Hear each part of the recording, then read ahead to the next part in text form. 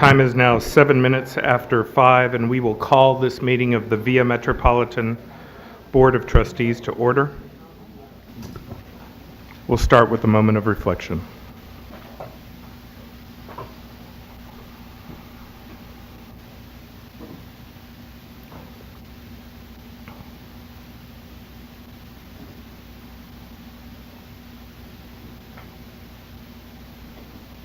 Mr. Ponick, would you lead us in the Pledge of Allegiance?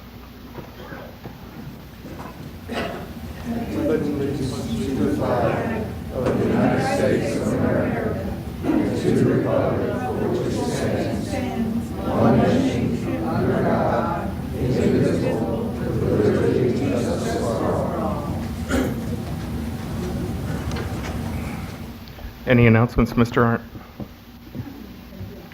Yes, sir. I have 3 announcements. First of all, we were recognized by the Special Forces Association with a certificate of appreciation for the support we provided them with their annual convention, which was held here in San Antonio at the end of July.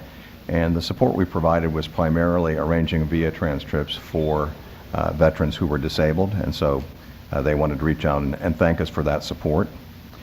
The second award we won, and if Brian, could you go front and center there? Second award we won recently, the Institute of Transportation Engineers held their annual conference in Boston in early August, and they awarded Via Primo the 2013 Transportation Achievement Award for Operations, which is a singular award by that agency and one of the highest level awards possible. So that was great work on the staff's part and on the board's part and everyone's part in bringing Via Primo in on time and under budget.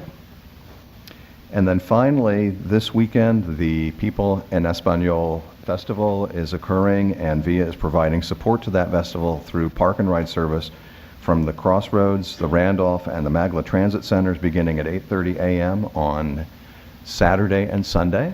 And we will run to the convention center where there are free activities for the general public throughout the day, and then to the site for the concert that evening at the Alamo Dome, running service up till 45 minutes after the concert ends, and that service is free to the public.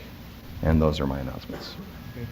Thank you, Mr. Arndt. Citizens to be heard, agenda item number 4. Mr. Chairman, we have 4 citizens to be heard tonight. You're welcome to come to the front to make your remarks. If you'd rather speak from where you're sitting, please raise your hand as your name is called, and a microphone will be brought to you. Larry Johnson. Well, good evening, ladies and gentlemen. I have an announcement. We don't need a streetcar on Broadway. After many, many hours of exhaustive research, I have learned that there are 2 bus lines, number 9 and number 10, which go from downtown to the Pearl Brewery on Broadway. Now, if tourists wish a more picturesque route, they can take the river taxi. And I suppose we could even persuade one of the horse and buggy companies to take the trip up Broadway to the Pearl Brewery. Also, after many, many more hours of exhaustive research, I've determined that we don't need a streetcar from downtown to El Mercado. There are 2 bus lines, number 75 and number 76, plus VIA's cute little trolley that regularly make trips to El Mercado from downtown. So, ladies and gentlemen, cancel plans for the streetcar project and use the money instead for other things, like make all of VIA's 7,100 bus stops fully accessible for persons who use wheelchairs. Replace those 80-inch tall poles with the bus stop signs with distinctive, uniform, tactilely identifiable bus stop signs no taller than 5 feet, with braille and large print numerals. An investment in such improvements might very well convince more mobility and visually impaired individuals to use the fixed route bus system instead of VIA Trans, which would save VIA a ton of money. Also, why not use some of that streetcar money to help organizations like Jefferson Outreach, NISA, PRESA, GRASP, and others who provide vitally important transportation services for seniors? Should not our public transportation system be primarily for residents, not tourists? There's no need for streetcars in San Antonio. Thank you. Lewis Fisher. Good afternoon. My name is Lewis Fisher. I'm an architect. I'm a founder of the Southtown Project and a former chairman of the San Antonio Development Agency. I am here to support the Cesar Chavez Boulevard as a component of the east-west modern streetcar route. I believe that the streetcar project should look to the future to make San Antonio a bigger and better place, not just reinforce who we already are. I support the Cesar Chavez route because it is both a catalyst for future development and it will reinforce existing neighborhoods. As a catalyst for future development, this route will help revitalize Hemisphere and the southern underdeveloped section of downtown, from UTSA on the west to the Near East Side. This route will also strengthen Lavaca, King William, and the Arsenal neighborhoods by providing transportation options for these residents. As you know, many young people are moving into the center city and they prefer this lifestyle, residents of San Antonio who will use this streetcar system. And it will increase the desirability of these nearby sites for additional residential development. A larger and denser residential neighborhood south of downtown will add to the urban vitality of the center city. The Cesar Chavez route is the superior east-west pathway and should be chosen for the modern streetcar project. Thank you. Damon Mason. Chairman Yost, VIA Trustees, May Citations. It is I, Damon Mason. Popping over to Houston for a haircut on the 23rd of July 2013 is quite a whirlwind adventure. Considering that it took 3 hours to arrive at the bar from the Central Business District and the 5 o'clock inbound rush hour traffic, I'm amazed I made the 6:15 p.m. westbound megabus coach back to San Antonio, where I had to be a little creative to return to my apartment. Of course, it's not my intention to entertain you with this war story. Still, there are some dynamics with which VIA can learn a valuable lesson. A complication that could have preemptively put the kibosh on my incursion has to do with the first Metro Q card I was planning to move around the Houston Transit Network. I was trying to get the balance on it registered, only to find that Metro's computer system botched up the data, even though I followed the text report of the lead customer service representative. Further inflaming matters, my successfully registering the balance on this card meant nothing since I could not add any money to it. Simply put, this smart card has made a moron out of me by malfunctioning to where I cannot use it and forcing me to petition Metro for a second Q card. The turnaround time for this stood a good chance for it being after July 23rd, which is when I planned my trip to Houston. Equally unnerving is the product of the Q card arriving before I have a chance to catch my train, but not having a chance to load CAD value onto it. VIA, there are several lessons you can learn from this. First, you need to seriously upgrade your computer before attempting any kind of high-tech fare collection system. Second, bear in mind that even if your computer systems are at par for an endeavor of this nature, you must have reliable software where it is possible for the bus driver to pull rank and manually document the embarkation. Simply put, the fare collection system must be the first mate, but never the captain. On a related note, learn from Metro's clumsiness with me and make Dexter's customer service a priority, especially when the computer system malfunctions. It's a good idea to have 3 contingency plans in your back pocket for when the fare collection goes astray. Not if, when. You know it will happen. Finally, have as many recharge interfaces as possible. Metro's quite clever to have a machine where you can recharge a Q card with cash right on board every mainline motor coach. Surely, VIA will not find it difficult to one-up Metro by having the capability for a credit card or debit card to be used to recharge a smart card right aboard a mainline coach along with cash. The next part of my diatribe will cover the proposed downtown streetcar initiative. However, before I lead you through that, I want to commend VIA on finally renovating the former railroad terminal to where it's now possible to wait inside the building instead of outdoors where one can be eaten by a criminal. The vicinity around the West Side Multiple Transit still looks as if the passenger having firearms is a good idea. Still, there's been progress made, and I would like for VIA to keep up the good work.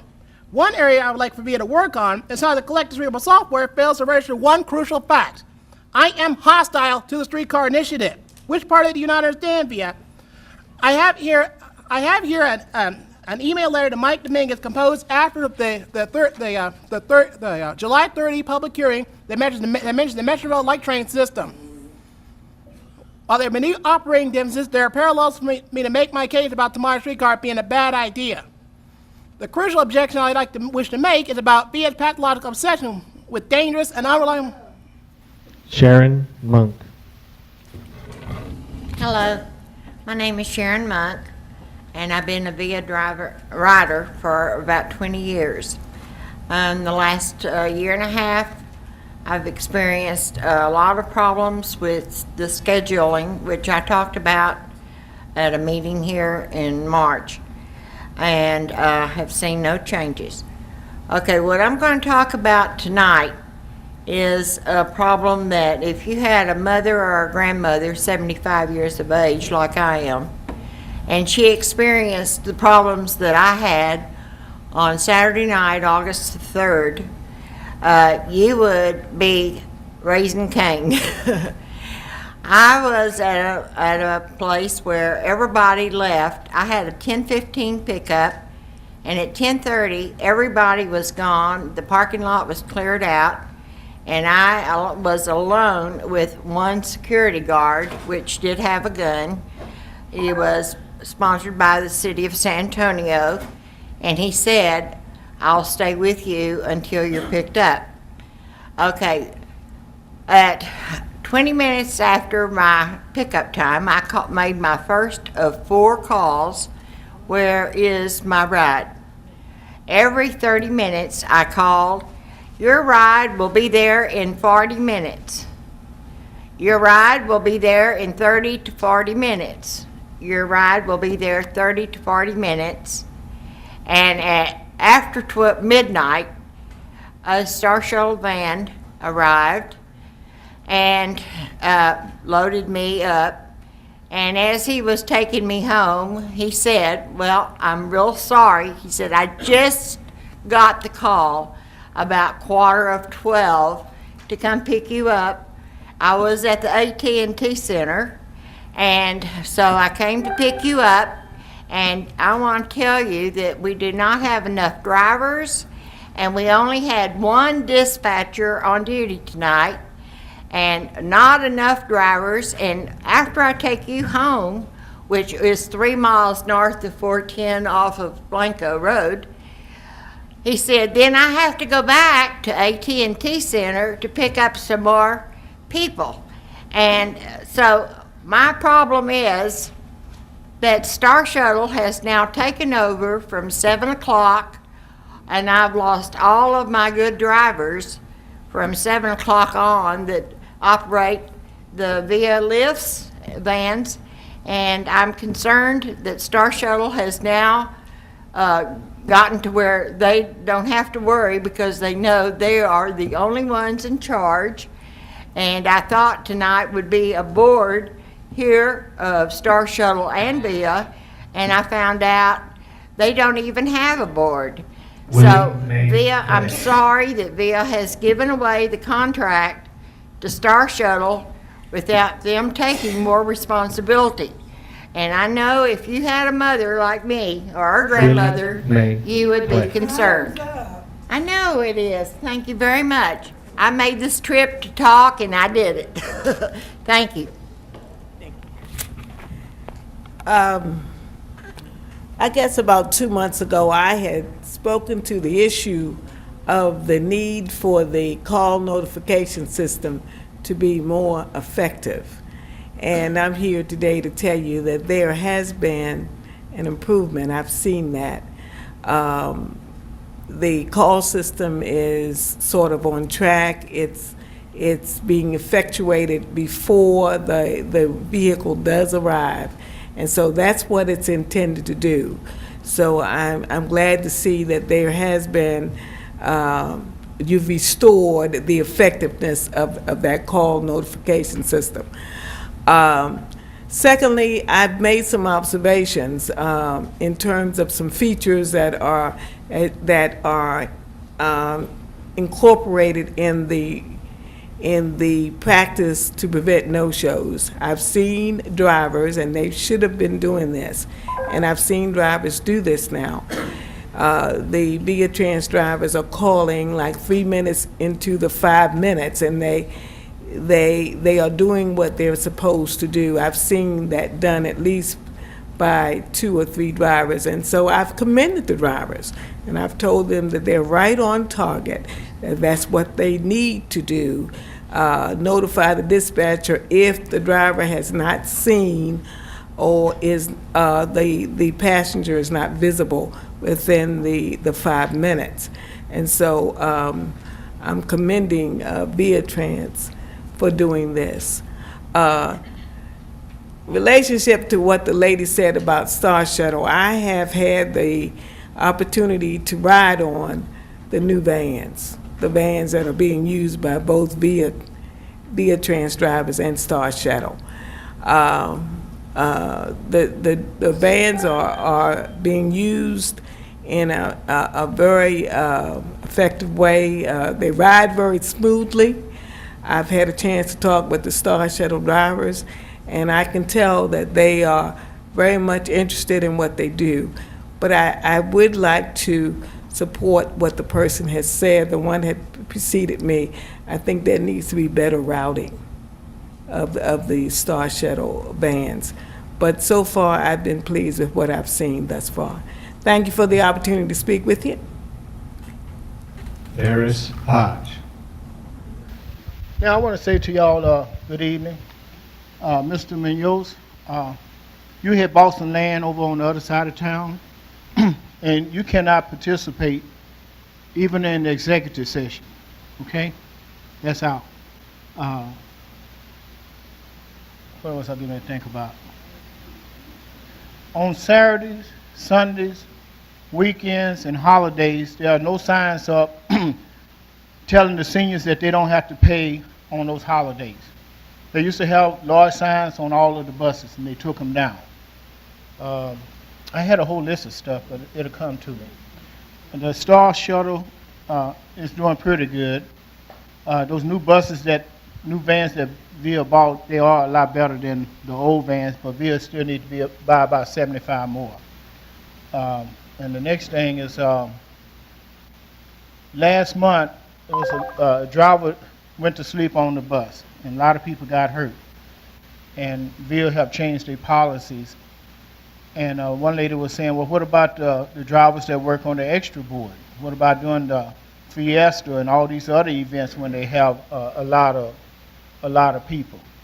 And I said, well, I don't know what VIA's policy is. And she said, well, VIA needs to let you know what their policy are, okay? The next thing is 88 bus route.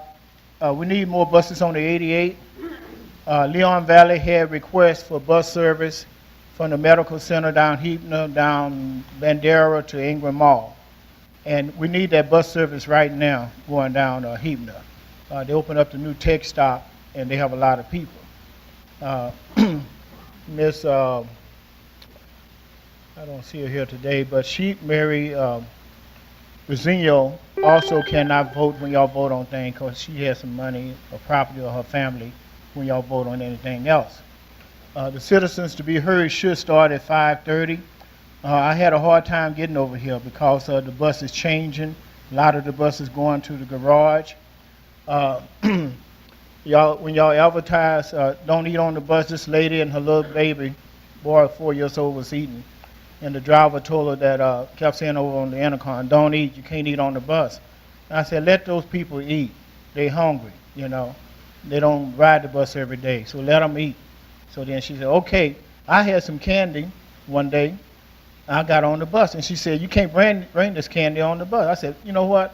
my sugar's dropping. So she said, what is that? I said, I'm a diabetic. Well, why didn't you tell me? I don't have to tell you I'm a diabetic. I am a diabetic. So they are too strict. Now the drivers are doing a lot better, speaking to the passengers getting on and off the bus, and I want to commend y'all for that. There was one driver in particular I want to say something about. Will you stop? Lori Zertucci. You see how rude he is? I need to tell y'all one more thing. This other driver, she's excellent. She drove the 88 bus at 5 o'clock from Walmart on Bandera. And she's one of y'all's top VIA bus drivers, and y'all need to commend her for that. She got to Hebner and Elvis around about 5:10. And he had to stop being rude and let us talk if we need to talk a little bit more. Because if you go anywhere, I'm going to give it to you, but if you go to the city council or the county commissioner's court, Judge Wolf give us a little bit more time. So give us a little bit more time. 1 or 2 minutes is not going to hurt anything. Thank you. Lori Zertucci.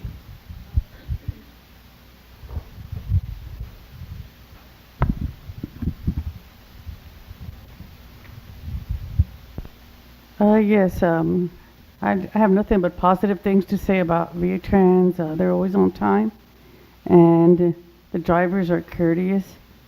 But I do have a main concern that, like after 7 p.m., when you try to call the 666 number, sometimes you don't get an answer, and sometimes the drivers, sometimes it takes an hour for them to come and get you, to take you to your destination, and that's mainly what I'm concerned that after a certain time, people have a hard time utilizing the taxi service. At least I do. Like if I use it past 6 o'clock, and it takes an hour or longer wait to be picked up. That's it. Thank you. Maria Moreno. Good evening. I want to commend VIA Trans. Everything's fine and the drivers are on time and I have no problem with that. The problem that I do have is I think someone needs to get to talk to people that are really, really rude and they constantly be late and make others late. I experienced that one Sunday and this lady, she was past her time and she made me late and the driver late to pick up other people, and somebody needs to really talk to her supervisor or something. Or she needs to be told, maybe she gets suspended or something, or let her learn a lesson or something, because it was really very, very rude. Thank you. Shelley McMullen. Good evening. I will also be very brief. I'm sorry, I'm a woman, and it's our prerogative to change our minds. That's it. But seriously, I want to remind, I'm hearing some complimentary things about Star Shuttle, and I want to give credit where credit is due. I personally believe that the drivers of Star Shuttle are courteous anyway, but I feel that the sensitivity training that those of us in the Alamo Council of the Blind are doing once a month for new drivers, I believe it's that training that is enhancing the courtesy that a lot of you are receiving with Star Shuttle. And I also want just to say real quickly that there's one driver with Star Shuttle who is, to me, he's an angel. I don't know his last name. His name is Rick, but he is so committed to his job, and he has a son who has multiple disabilities. And this man is he just has a passion. He's so compassionate about driving and helping the rest of us, and it just means so much. Thank you.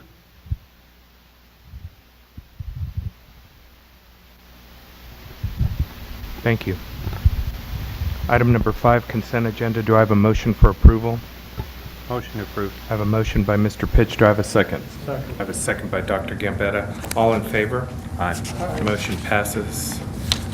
Item number 6 is an item for executive session. The time is now 5:34, and the VIA Metropolitan Transit Board of Trustees will officially go into a closed executive session. The items we will discuss during this executive session are as follows. Item number 6, entitled Code of Ethics and Code of Conduct related to business transactions, which is an executive session item pursuant to the Texas Government Code Section 551.071, entitled Consultation with Attorney, and item number 11, entitled Legal Briefing, which is an executive session item pursuant to the Texas Government Code Section 551.071, entitled Consultation with Attorney. All persons who are authorized to attend the executive session, please proceed to the small conference room. The time is now 7:43, and we're officially coming out of a closed executive session regarding agenda items number 6 and number 11. No deliberation or vote taking occurred during the executive session except to make a decision to wish Catherine Thompson Garcia a happy birthday. Let me go ahead and continue item number 6, which is public discussion of our Code of Ethics. Ms. Elder. Yes, thank you. At this time, we're going to take the opportunity to review and revisit VIA's Code of Ethics and other ethical obligations of the VIA Board and the VIA staff. As VIA embarks on these large transformational projects, we have made significant efforts as an agency to assure that we're in compliance with our requirements. To assist us in this task, we have secured the expertise of Mr. Ross Fisher with the firm of Denton, Navarro, Rocha, and Bernal. But I will turn this presentation over to Mr. Ross Fisher. Thank you. Thanks, Bonnie. Can y'all hear me? Mr. Chairman, trustees, Mr. Arndt, thank you for having me here today and for the opportunity to address you. I will try to be brief. I've been asked to not to go through your entire Code of Ethics, but to focus on the particular issue of conflicts of interest and how those relate to some of the issues generally that the board is dealing with or about to deal with. And so that's going to be the focus of my comments today. Let's see if I can get this working. No, that wasn't it. All right, today's goals are to discuss generally conflicts of interest that will be applicable to the Board of Trustees, to overview the relevant standards of conduct, and I will say that this board is unique in that you have colleagues on the same board who find themselves subject to different standards of conduct, because all of you are subject to Chapter 171 of the Local Government Code. All of you are subject to VIA's Code of Ethics, which is broad and in some cases broader than the state law, and then certain of you are subject to the City of San Antonio's Code of Ethics, which is even broader, and that applies to those of you that are appointed by the City of San Antonio. That's an unusual situation to encounter. We're going to talk about the disclosure requirements and importantly the timing for the disclosure requirements and some of the common challenges that you encounter in trying to apply these standards to real-world situations. All right, so the relevant ethical standards of care that are going to be applicable to you are Chapter 171 of the Local Government Code, the VIA Code of Conduct, the City of San Antonio Ethics Policy, as I mentioned, and I won't dwell on that too much. The City Attorney's Office has a process for rendering advice on the interpretation of that ordinance. And we'll talk, there are other rules that some of you that are in regulated professions, such as attorneys like myself, may find yourself subject to. All right, so the law as it relates to conflict of interest and relevant ethical standards, state law and all the other codes of conduct that we talked about, they anticipate the conflicts of interest will arise during the course of public service. A conflict of interest is not against the law. It's not prohibited per se. It doesn't, the existence of a conflict of interest is not prohibited. The law doesn't punish the existence of one, nor does it require an office holder to divest themselves of any interest in property or in a business.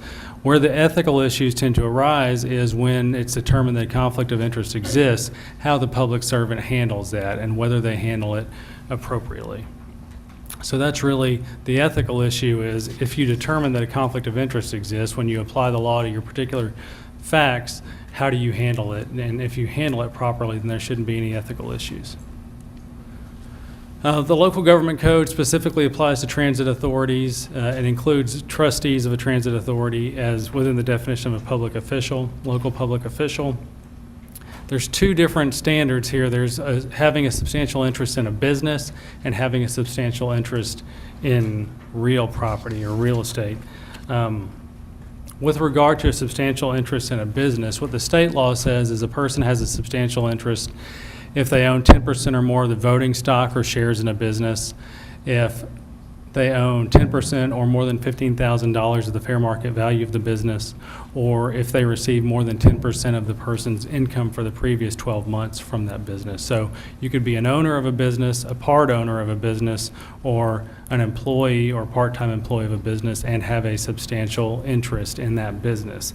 And VIA's Code of Conduct says basically the same thing, but in a different way. But for the most part, it tracks the definitions of state law. So now moving on to real property, what it means to have a substantial interest in real property. The state law says that a person has a substantial interest in real property if the interest is an equitable or legal ownership with a fair market value of more than $2,500. So pretty low property interest to qualify as a substantial interest. And then the VIA Code of Conduct basically tracks the same thing, but it could also apply to property that is to be acquired by VIA or which would be benefited by an action of VIA.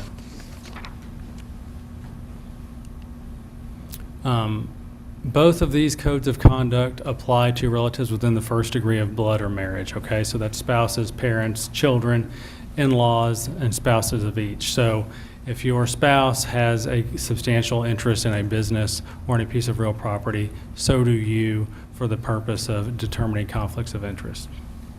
Same thing for real property. If your spouse or your child owns property that's worth more than $2,500, then for all intents and purposes, you also have a conflict of interest. So your ethical obligation when you determine that a conflict of interest exists under the state law is to file an affidavit explaining the nature and extent of that conflict of interest. And it should be filed before a voter decision on any matter involving a business entity or real property. If, and this is where putting these things into practice can become difficult, if the action would have a special economic benefit on the business that's distinguishable from the general effect on the public. Or if it, and that's with regard to a business interest. With regard to real property, you should abstain if it is reasonably foreseeable that the action will have a special economic benefit on the value of the property, also distinguishable from its effect on the public. So under the state law, maybe bringing a business to town benefits everybody's property values, and you may not have a conflict of interest. But if bringing a business to a particular sector in town and you own property in that town and you're likely to be impacted differently than other people in other parts of town, then you may have a conflict of interest. The VIA Code of Conduct contains a slightly different standard, and what it says is it prohibits participation in a matter that would confer a benefit on the property, or just a benefit on the property, period. Doesn't matter if it's distinguishable from the effect on the general public.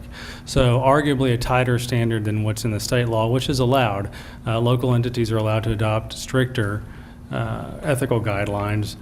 They just can't adopt ones that are more lax. So VIA has done that. They've adopted a policy that's in some instances is tighter than the state law, and particularly in this conflict of interest. So if the property that you have a substantial interest in is going to be benefited, then you have a conflict of interest, regardless of whether other properties are similarly benefited.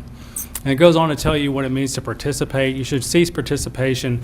That means taking part in official acts or actions or proceedings as a board member through approval, disapproval, decision, or recommendation. So those are the four that I would encourage you to focus on: approval of a matter, disapproval of a matter, a decision regarding a specific matter, or recommendation regarding a matter. So it's involvement in those things that constitutes participation.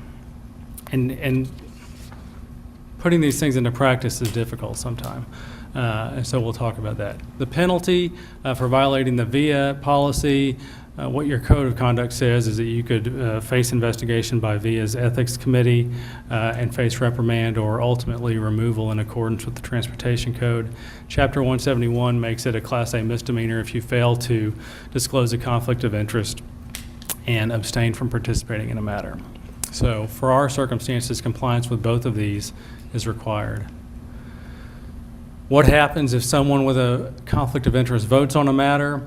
It would be up to a court to rule on whether that action is void, what the law says is that a court will not void an action unless the conflicted participant is the deciding vote. All right, service on a nonprofit. This comes up a lot in public settings. Under Chapter 171, it's permissible for an official to serve as a member of a nonprofit board of directors as long as they don't receive any compensation for that. Your code of conduct for VIA does not expressly address service on a nonprofit. It does have sort of a general prohibition that says you shouldn't participate in a matter if it could create the impression that some group enjoys your favor in the performance of your official duties. But there's no specific effort to address nonprofit service or service on another governmental entity. The City of San Antonio Code of Ethics, I'll just highlight some of the issues, and like I said, the City Attorney's Office and City of San Antonio has an ethics review board as well that has published a lot of advisory guidance on this, and so for those of you that are subject to that, you may want to touch base with the City Attorney's Office and look at what they've ruled in the past. Official action means any affirmative acts within the scope of their official duties. If it's likely to have an effect on the interest that is distinguishable from the public in general, so it tracks a state law, it does go a little broader than what we see in state law and in VIAs, and that it applies to outside clients and business relationships of a highly personalized nature, and it requires recusal and disclosure as well. There are other standards that may or may not affect some of you. Attorneys are governed by disciplinary rules of professional conduct. There's particularly one rule that governs service on a civic board, Rule 1.13, and it provides guidance to an attorney as to what to do if service on a civic board or governmental board conflicts with the interests of their clients. So the real practical issues that arise and what I'm here to help you with in the event that you want my help, and what I would remind you that your ethics policy provides for a process for securing that help from the General Counsel's office or from me working with the General Counsel in the form of an ethics advisory opinion. So if you are unclear about whether you have a conflict of interest or you want some guidance or you want a ruling to rely on, there is a procedure in place to utilize that and to take advantage of the ethics advisory opinion. So be aware of that. Some of the practical challenges are if a conflict arises, when should you cease participation? And the law doesn't give us a lot of clear guidance on what that means or when you should cease participation. But we do know that you're not supposed to participate in the right? And it means approval, disapproval, recommendation, or decision on an action. When should disclosure occur? Under both standards, the state law and the local policy, disclosure should generally coincide with the time you cease participation, but it has to occur before official action is taken. So what that means is when you determine that you have a conflict of interest, at that point you should disclose that to the board secretary, and at that point, from that point going forward, you should cease participation once you do that. It's not easy to draw meaningful, bright lines when you're trying to apply these things because you're dealing with notions like what's reasonably foreseeable, what's distinguishable from the general public, and there's a lot of areas of gray areas. And so each analysis should be taken on a case-by-case basis in light of the particular facts of the situation. And I think I have what I hope will be practical guidance for each of you as the streetcar issue comes before you in the near future. The process is that, as you all know, the staff and the outside consultant have undertaken this public process for determining a locally preferred alternative, and you have been kept up to date on that and made aware of various routes that have been discussed during that public process. At some point in the near future, the staff and the consultants will recommend a locally preferred alignment for the board's formal consideration. My advice to each of you is that ought to be the point at which you take stock of whether or not you have a conflict of interest and whether ongoing participation is proper after that. But until you know what the recommendation is from the board, from the staff and from the consultant, then once that's determined and once they've made a recommendation to you and the board has been asked, here is the locally preferred route, vote up or down on it. That will be the time when each of you will be under an obligation to determine whether participation is proper. And at that point, if you determine that you have a substantial interest that would preclude you from being involved, or in working with the general counsel and myself, we come to that conclusion, then that would be the time to disclose that and cease participation. If it is reasonably foreseeable that a trustee's interest would benefit, then you should disclose that interest and cease participation. If you have questions, then, and you would like an analysis or a ruling, then that's why I'm here to work with Ms. Elder in providing that. And those of you that are city appointees, I would encourage you to also work with the city of San Antonio on that on your particular issue and how it impacts their ethics ordinance. That's really all I have. I recognize that trying to apply these rules in a real-life scenario is difficult, and so I'm here to help do that and hopefully give you some practical guidelines that will safeguard the outcome of this process. Thank you, Mr. Fisher. Thank you, Mr. Chairman. Based on our conversation at our previous executive committee meeting and specially called board meeting, we will encourage the staff to continue your engagement as special counsel to the board to guide these types of issues through the selection of a locally preferred alternative. And in the absence of an annual and routine disclosure process for business interests in real property, we'll look to you and to Ms. Elder's department to bring back options or recommendations for an annual disclosure form or process for the board members. Does anybody else have any questions for Mr. Fisher? Thank you. May I be excused? You may. Thank you. Item number 7, Mr. Buchanan, Westside Multimodal Transit Center. Just as one note, Mr. Chairman, they made a presentation to the Dr. Gambetta. to the PPD committee, and I think that you'll see an impressive array of vision and plans. But we asked that a full presentation be presented. Thank you, Dr. Gambetta, Chairman, members of the board. Thank you to have us out this evening to discuss the plans for the Westside Multimodal Center Phase 2. For those of you that joined us on the tour, we had an opportunity to stop by Phase 1, and I thank you for the comments about the work that was done as part of that effort. So what we'd like to show you tonight is the continuation of our effort to revitalize that area. And joining me tonight is Jonathan with the EK and Michael with Ford Powell Carson, and they are going to walk you kind of through the 95% design aspect of this. The timeline for finishing this and going to construction is we'll finish it here in the next couple months and put it out on the street for bid, and then breaking ground for construction early next year. That is our game plan. The ultimate schedule end date is May of 2015. That is the date in which we told the Federal Transit Administration we would be complete with this project as part of the Tiger grant we received. So, Jonathan. Thank you. Thank you. So yeah, we're happy to be here and giving you a sort of status update on where we are with the design.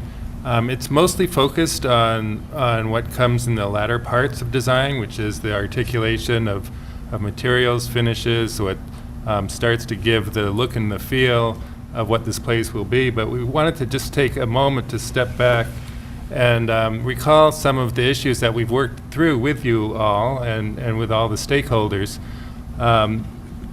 Beginning with the development of the forum, which is really focused, it draws its inspiration from the historic INGN station adjacent to the site, and the sense of movement. The circle is kind of the arc that the buses turn as they move through the city, and we thought to express that as sort of an active environment that is a new asset for the community, for the existing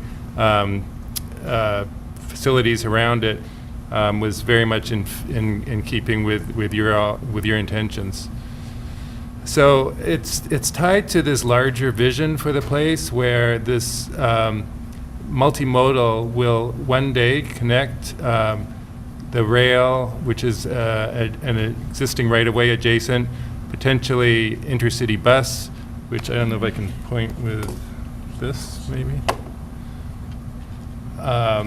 This would be a great location to incorporate that mode along with the other transit modes.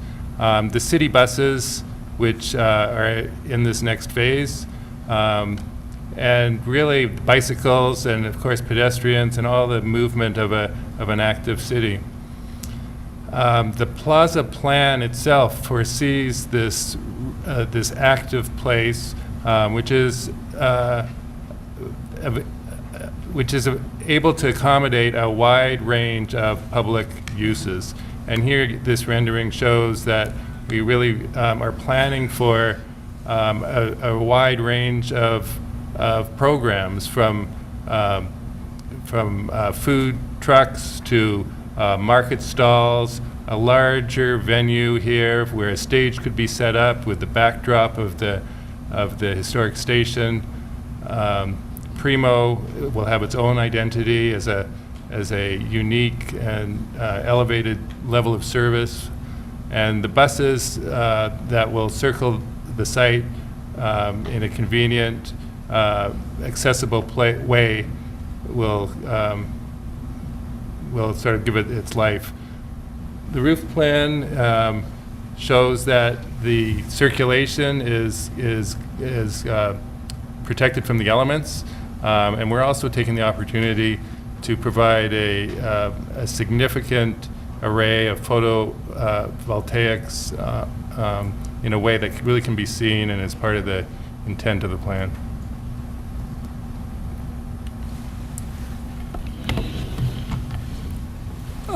The relationship that we've had with Jonathan has been very rewarding, and I think we've all had a very good time with it, frankly. But coming from New York, their request to us at Ford, Powell, and Carson is to help them take a good look at the community and the details and the quality of the light and the climate and even what's appropriate to plant here.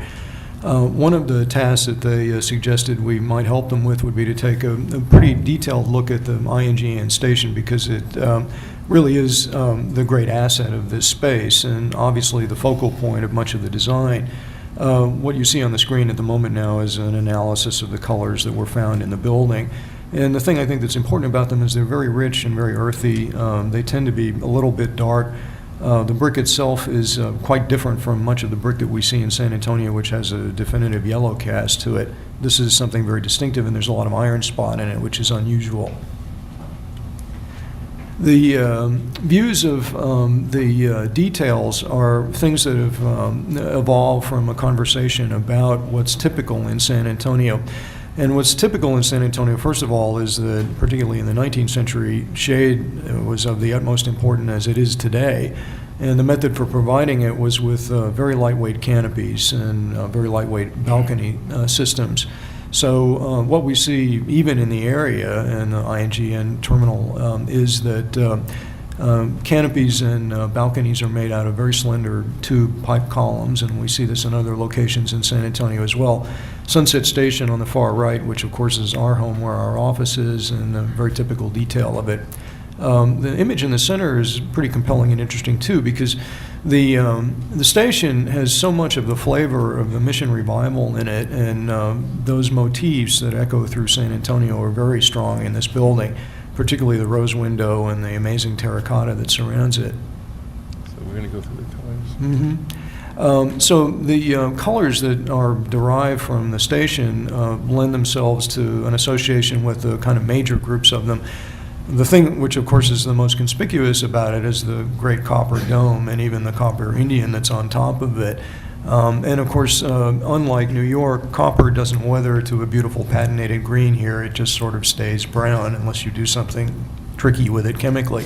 So those bronzy, coppery tones are very important as a character of the building. Then the other thing is the terracotta that's seen over the canopies. And this, as a terracotta, is actually a little different from some of the things that can be seen in the region. It's very red, and a dark red at that. So again, the reference to the copper on top of the dome and the relative darkness of it as a quality, but seen in other places in San Antonio as well. For example, the metal finishes that are on the canopies of the Majestic Theater. And another option is this kind of bronzy copper as a definitive way of describing the structural system itself. So here it's applied to the structural columns and then the beams that are made up out of laminations of steel. It's something that's actually quite unique. It's not a truss system. It's something that's going to be very unique to this building. Then on the top, we have a wonderful picture that was found for us by Bill Fitzgibbons, the artist who many of you know here in San Antonio, who is associated with us on this project. This is the original IGN depot, and the photograph is from the late 1890s before the great monument was built. And the thing that jumped out at us is the fact that it's completely dominated by a horizontal canopy, and quite a big one and quite a deep one. So there already was that precedent on the site for this, and it's not more than just a little bit parallel with the development of the canopies here. So again, a look in the immediate environs for the details and the way that these details were derived. Very interesting that even up to 3 stories that these slender pipe columns were used, but they're quite strong, and they're going to be very strong in this application as well. The acequia. Ask a question. Certainly. So on the canopies, I'm obviously not an architect, but it's very simplistic, I guess, is the nicest word I can use. I mean, it seems to me like a structure that you would see inside of a inexpensively built warehouse. Some round columns with one steel structure with some corrugated metal on top of that. Yeah. Am I kind of missing something from a aesthetic standpoint? Bluntly, I don't find it very attractive. I think that it is expressive of the structure, and this slide shows the surrounding context where the canopies were very straightforward in their construction and very visible. The connections were exposed, and so there is sort of a contextual element to that. The other thing is that it's really an armature in many ways. There are some decorative elements that we're going to talk in some detail about, but really the idea is through our discussions with the stakeholders and the kind of potential programming that we see here, it's really available to be programmed and take on the life and the texture and the colors of the programs at various times. So we hope that in the images that are coming, it'll give you a little bit of that sense.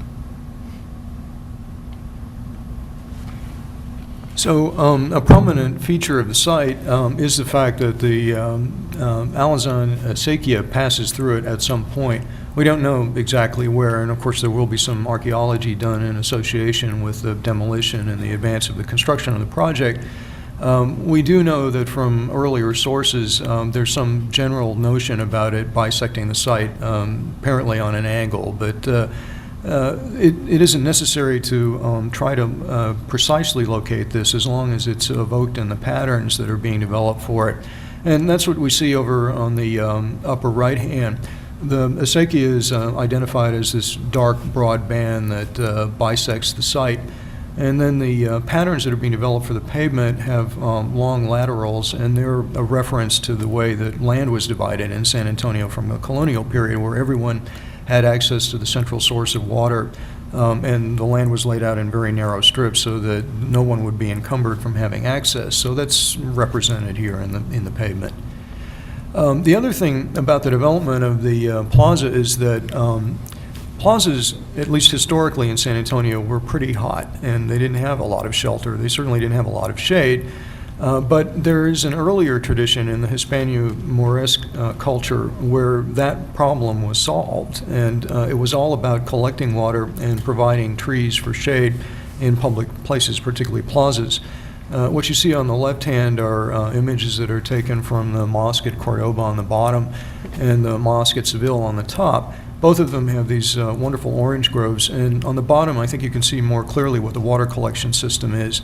And incidentally, the pavement is very rectilinear in the arrangement of the trees. So this is evoked in the bosque that's here. And the bosque has a function.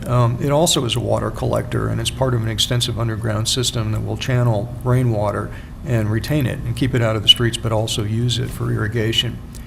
Some of the other kind of qualities of these spaces, the lower left hand is a simple set of concrete steps that we've done on the museum reach of the river, and they're embellished with locally made concrete tile. So that's the kind of thing that we can bring in terms of color into this. And Jonathan should say something about this other wonderful image on the really, right. it's about the bosque of trees, a really substantial stand of trees that with a high canopy that collects all the rainwater on the site. We're collecting it, using it for irrigation of the trees, and then storing it for the dry seasons. And the idea, of course, of the high canopy is that within that bosque, it's active space, it's social space, it's available for programming. So on to the trees. We had quite a discussion about what would be an appropriate tree here, and of course the problem is maintenance, as it is with any kind of street trees, but also something that would be vigorous and drought tolerant and that would grow at a reasonable rate, but also would be inexpensive enough to install at a reasonable size. And so our first suggestion was cedar elms. Again, this is one of the trees in the courtyard spaces of our own building, and they're very familiar in San Antonio. They do very well here. The landscape architect was delighted that was the suggestion, and he's very much excited about the idea that they would be the trees selected. He's told us that with the budget that we have, which would lend us a 6-inch caliper tree, that the trees as installed just from day one will be about 24 feet tall. And they can be limbed up or trimmed so that they can be very clear in terms of sight lines beneath them. And then moving on to interpretive signage, we had suggested, again, working with Merrick Hill, who's done really virtually all of the signage along the river, and particularly that they've done a lot of these interpretive signs that relate to the history and the culture of the spaces. So these are indicative of the kind of plaques that might be installed within the boundaries of the plaza. The image that's on the center left is of an elevated sign, which is probably where we're going with that. A little bit easier for people to read and a little easier to maintain. Problem with sinking signs in the pavement is that they tend to become targets for skateboarders.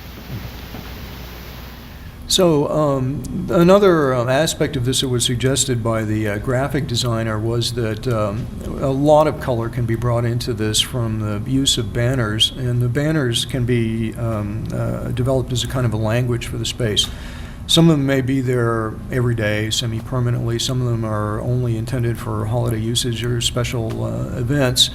And we see banners, of course, all over the city, but here they're different because, first of all, the density of them, and second of all, a possibility that would be worth exploring in terms of how the space gets programmed, which is that, for example, the San Anto Cultural Group on the west side is expanding their range and beginning to put murals on many different locations in the city, apart from just the near west side. So a partnership with an arts group like that could lead to the design of banners that could be rotated on a basis and basically make this into a gallery that was devoted to local images. So key to this approach is a really robust programming effort on the part of the operator, and the idea that it's an armature that will accommodate a lot of different events really requires that involvement with an operator to make that happen. So the other thing I just wanted to point out in response to your comment is the screens that the type of decorative sunscreen that we're looking at now is the rose window in the on axis of Houston Street, the element in there at that scale, the opportunity to engage that type of element within the space as well. And I want to point out something about the detailed section that's on the bottom of the image, which is that the excitement of this place is that none of this is remote from transiting passengers. As soon as you step off of a bus, you're in it. And you can see that, I think, very clearly in this section, that a market could come very easily, very much out to the edges of it. And because of the height of the canopy, anybody disembarking or embarking or even looking out of a window from a seat in any of these vehicles is going to see all the way through into the Bosque and across the plaza. So, multiple of those rose windows, they go all the way around, or they just happen in a certain way? We haven't decided on the number yet, but there's several of them, yes. Yeah, Part of the public art that Fitzgibbons is doing? well, it's not part of Bill's charge at the moment, but we need to continue to look into that because, frankly, I don't know that VIA has a public art policy in place. So we're kind of winging it with Bill. What is he intended to do in this? We'll get there. We'll get there. And You we're all going to chose him? Sorry? Yes. You chose him Yes, we because did. we don't have a program. Right, that's exactly right. You And- curated his participation. All Right. And you'll see how his work is going to blend with something larger in this proposal in a minute. We're getting pretty close to it. On the extreme right hand of this image, you'll see a tower that's illuminated. That's going to be Bill's project, and we'll go into that in a little more detail. The illumination of the canopy, though, is the thing which is going to be very special about this place. The light level that's proposed by the consultant is not blinding. It isn't going to look like a gas station. It's going to be warm, but it's also going to be more than adequate to provide a sense of security. The lighting instruments he's proposing are LEDs that can change color, and they can be programmed as Bill can program the tower. And in fact, one of his duties or obligations in the future might be managing the programming of this. But because of the nature of the LEDs, we can literally derive millions of different colors. So Bill's working now together with our lighting consultant, who's also programming the canopy. So certainly at dusk and in the evenings, the intent is that they work together as a changing display, as red, green, blues, RGB. Right. That really can create any color of the rainbow. And that will really be sort of key to the identity of this place. Is that tower at the level of a design yet, or this is still kind of a concept? It's a concept at this point. How tall is it? It's 85 feet.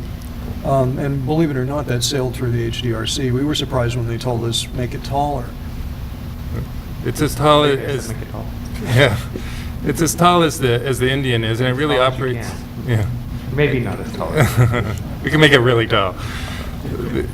It really does operate at that bigger urban scale. It's very visible. We've done some studies. I'm sorry we don't have them here today of what the perception of this of the project from I-35, and it really does serve as a beacon.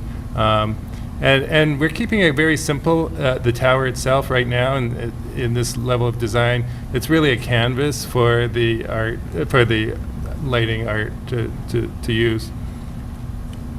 So, we arrive at Bill Fitzgibbons' contribution here. Again, this is just a conceptual design for the tower. What we're doing in terms of pricing for the 95% set is that we are working on the armature and the structure inside it. What Bill chooses to do with that is obviously Bill's business. The thing that I think that's very prominent in this image is the kind of conversation that's taking place between the tower and the dome, and obviously the way that that will help link it together across this very large space. And obviously it's a prominent object, can be seen from the highways and from downtown. The proposal at the moment is that the skin of this thing is going to be developed in a very careful way with layers of perforation so that there's a sort of moire effect to it. And when we get to another image, I don't know if, yeah, okay, we're getting close. This is, again, another detailed section which shows the prominence of the tower, but also the activity that's immediately below it. One of the things shown here is that there is a proposal, and we're accommodating the utilities for it to be able to pull food trucks up under the canopies and right onto the plaza. Without their noise of their own motors, their own generators, we're providing those utilities for them. Yeah. And the overall light concept is such that the plaza is going to be evenly lit, but not garishly lit. That's the important thing about it. The light reflected on the canopies will also reflect down on the pavement, and it will provide quite a welcome for everybody arriving at the edges of it. There'll be light among the trees distributed on poles, and then the trees will also have outlets for seasonal lighting available. Yeah, right. Well, one thing, since everybody's doing James Turrell lately, is that these slides are here simply to demonstrate the ability to change colors, and so that we're not confined to any particular color choice at all here. And I think also to the earlier discussion that it's a canvas as well, and really to be activated by the people who are there, who participate in it, who do the programming. So there are some examples of Bill's work up on the top. He's just completed a really extensive installation in Birmingham, Alabama, which is under a series of railroad viaducts that are quite deep. They're almost like tunnels. And it's a layering of color that's been very interesting to see. His own proposal here is that at the very bottom of the tower, you see a red light and a green light. They're sort of placeholders right now, but that zone, which is up to a little bit near the top of the canopy height, will be animated in some way by activated by contact, people walking by it, and there are sensors that will be able to pick this up. So there'll be a constant response on the tower on the part of the people that are moving by it. And of course, the upper portions of it will be lit both on the inside and the outside, which will give him quite a range of possibilities of changing the form of it. Compared to a lot of the things that he's done, which have been lighting solids, this is going to be very diaphanous, and it'll be possible to play with light both inside and outside of it. Then another thing we need to remember is that the plaza is not finished when it's finished. It's going to be here as a major landmark, let's hope, as long as the city exists. So like major landmarks and plazas, it will acquire other gifts over time. Those could be monuments, those could be works of art, could be more signage, could be all sorts of things. So here's just a representation of the possibility of one particular such gift. So we're continuing to articulate this detailing and develop the ideas, really in keeping with the key principles that we developed with you way back when, that this really is a place that will be made a successful, active place by the programs, by the people who use it. And those principles are really about how people move through it, the sight lines through, privileging the most important asset of the site, which is the INGN station, both right through the site, the sight lines that are articulated by the planting and by the canopy, and of course along Houston Street. The identity of Primo Circle is a special place marking this special service. The large venue area that you see in that yellow egg shape, which can accommodate perhaps 1,000 people with a bandstand or a stage of some sort with the historic station in the background. It'd be a great television shot for San Antonio events.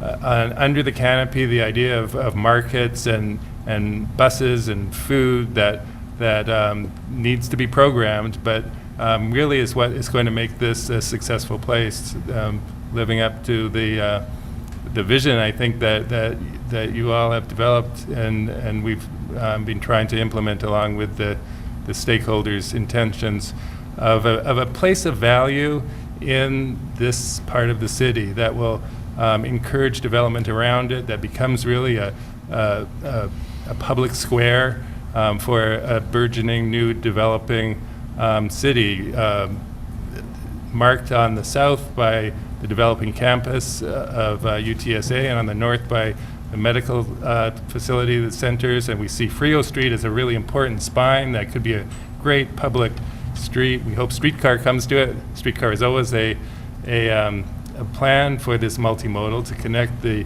rail right-of-ways with the buses and service to the city of San Antonio.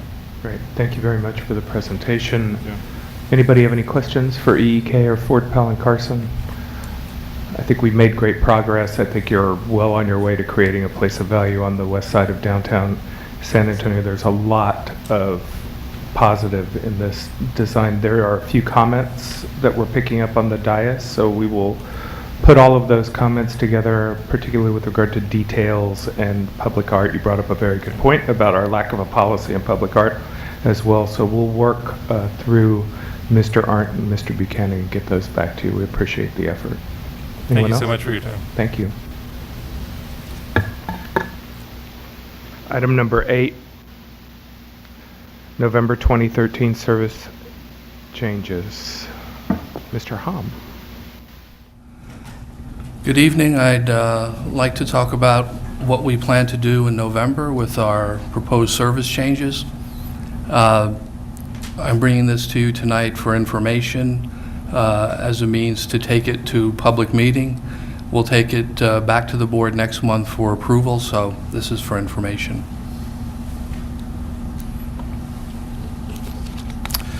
The first change that we have on tap is an extension of the Route 100 Primo through Leon Valley. This is an illustration of the entire Primo route. What you see in yellow is the core route that goes along Fredericksburg Road from the medical center on through downtown. It's doing very well. It's continuing to carry approximately 6,000 passengers per day. The Fredericksburg Road corridor is continuing to see increases from last year, despite the fact that our ridership on a system-wide basis has gone down somewhat since we had the fare increase.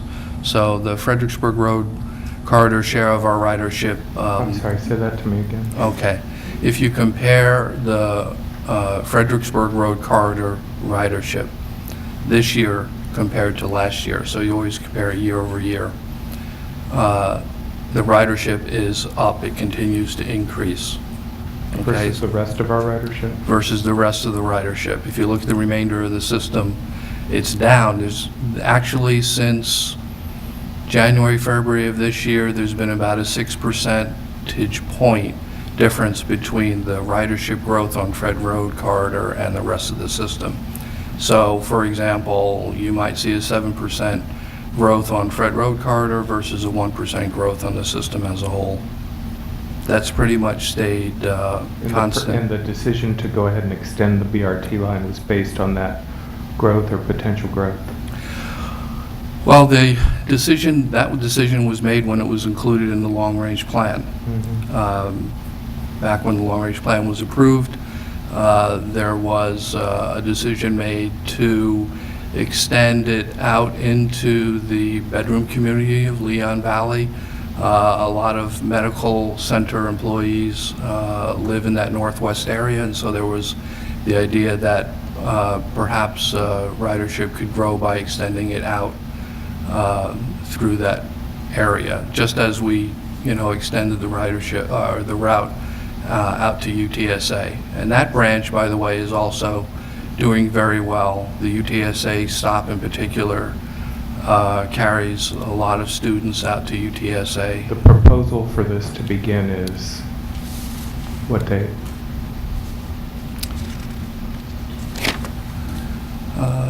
Let's see, go. Okay, I got it. It was there. Right here. November of this year. You can see the connections. We're going to have 7-day-a-week service from 5 a.m. to 9:15. It's going to be 30-minute frequency, so it's every third bus, just as it is to UTSA. Let's see what else I have here. In terms of the stops themselves, we're going to use the next generation shelter design. We've talked to the mayor of Leon Valley regarding the public art, incorporating public art into these stops. There will be a Primo designation with the specialized bus stop sign, and we will put real-time information at some of the major stops. So what you see on the bottom left is sort of a rendering of what a typical stop out along this extension would look like.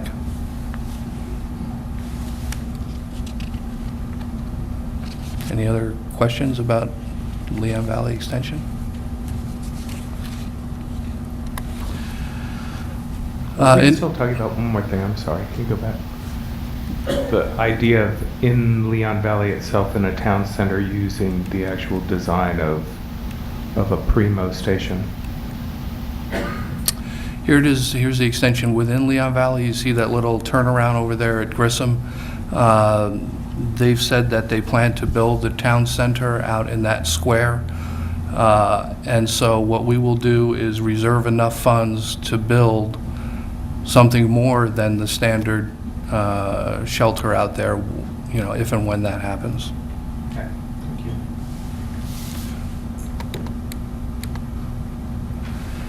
We also have two other improvements, reliability improvements, so we'll be adding time to the schedule for two of our heaviest corridors, the two Blanco 34 South St. Mary's routes. They carry about 6,000 passengers a day, and the 420 carry about 9,000 passengers a day.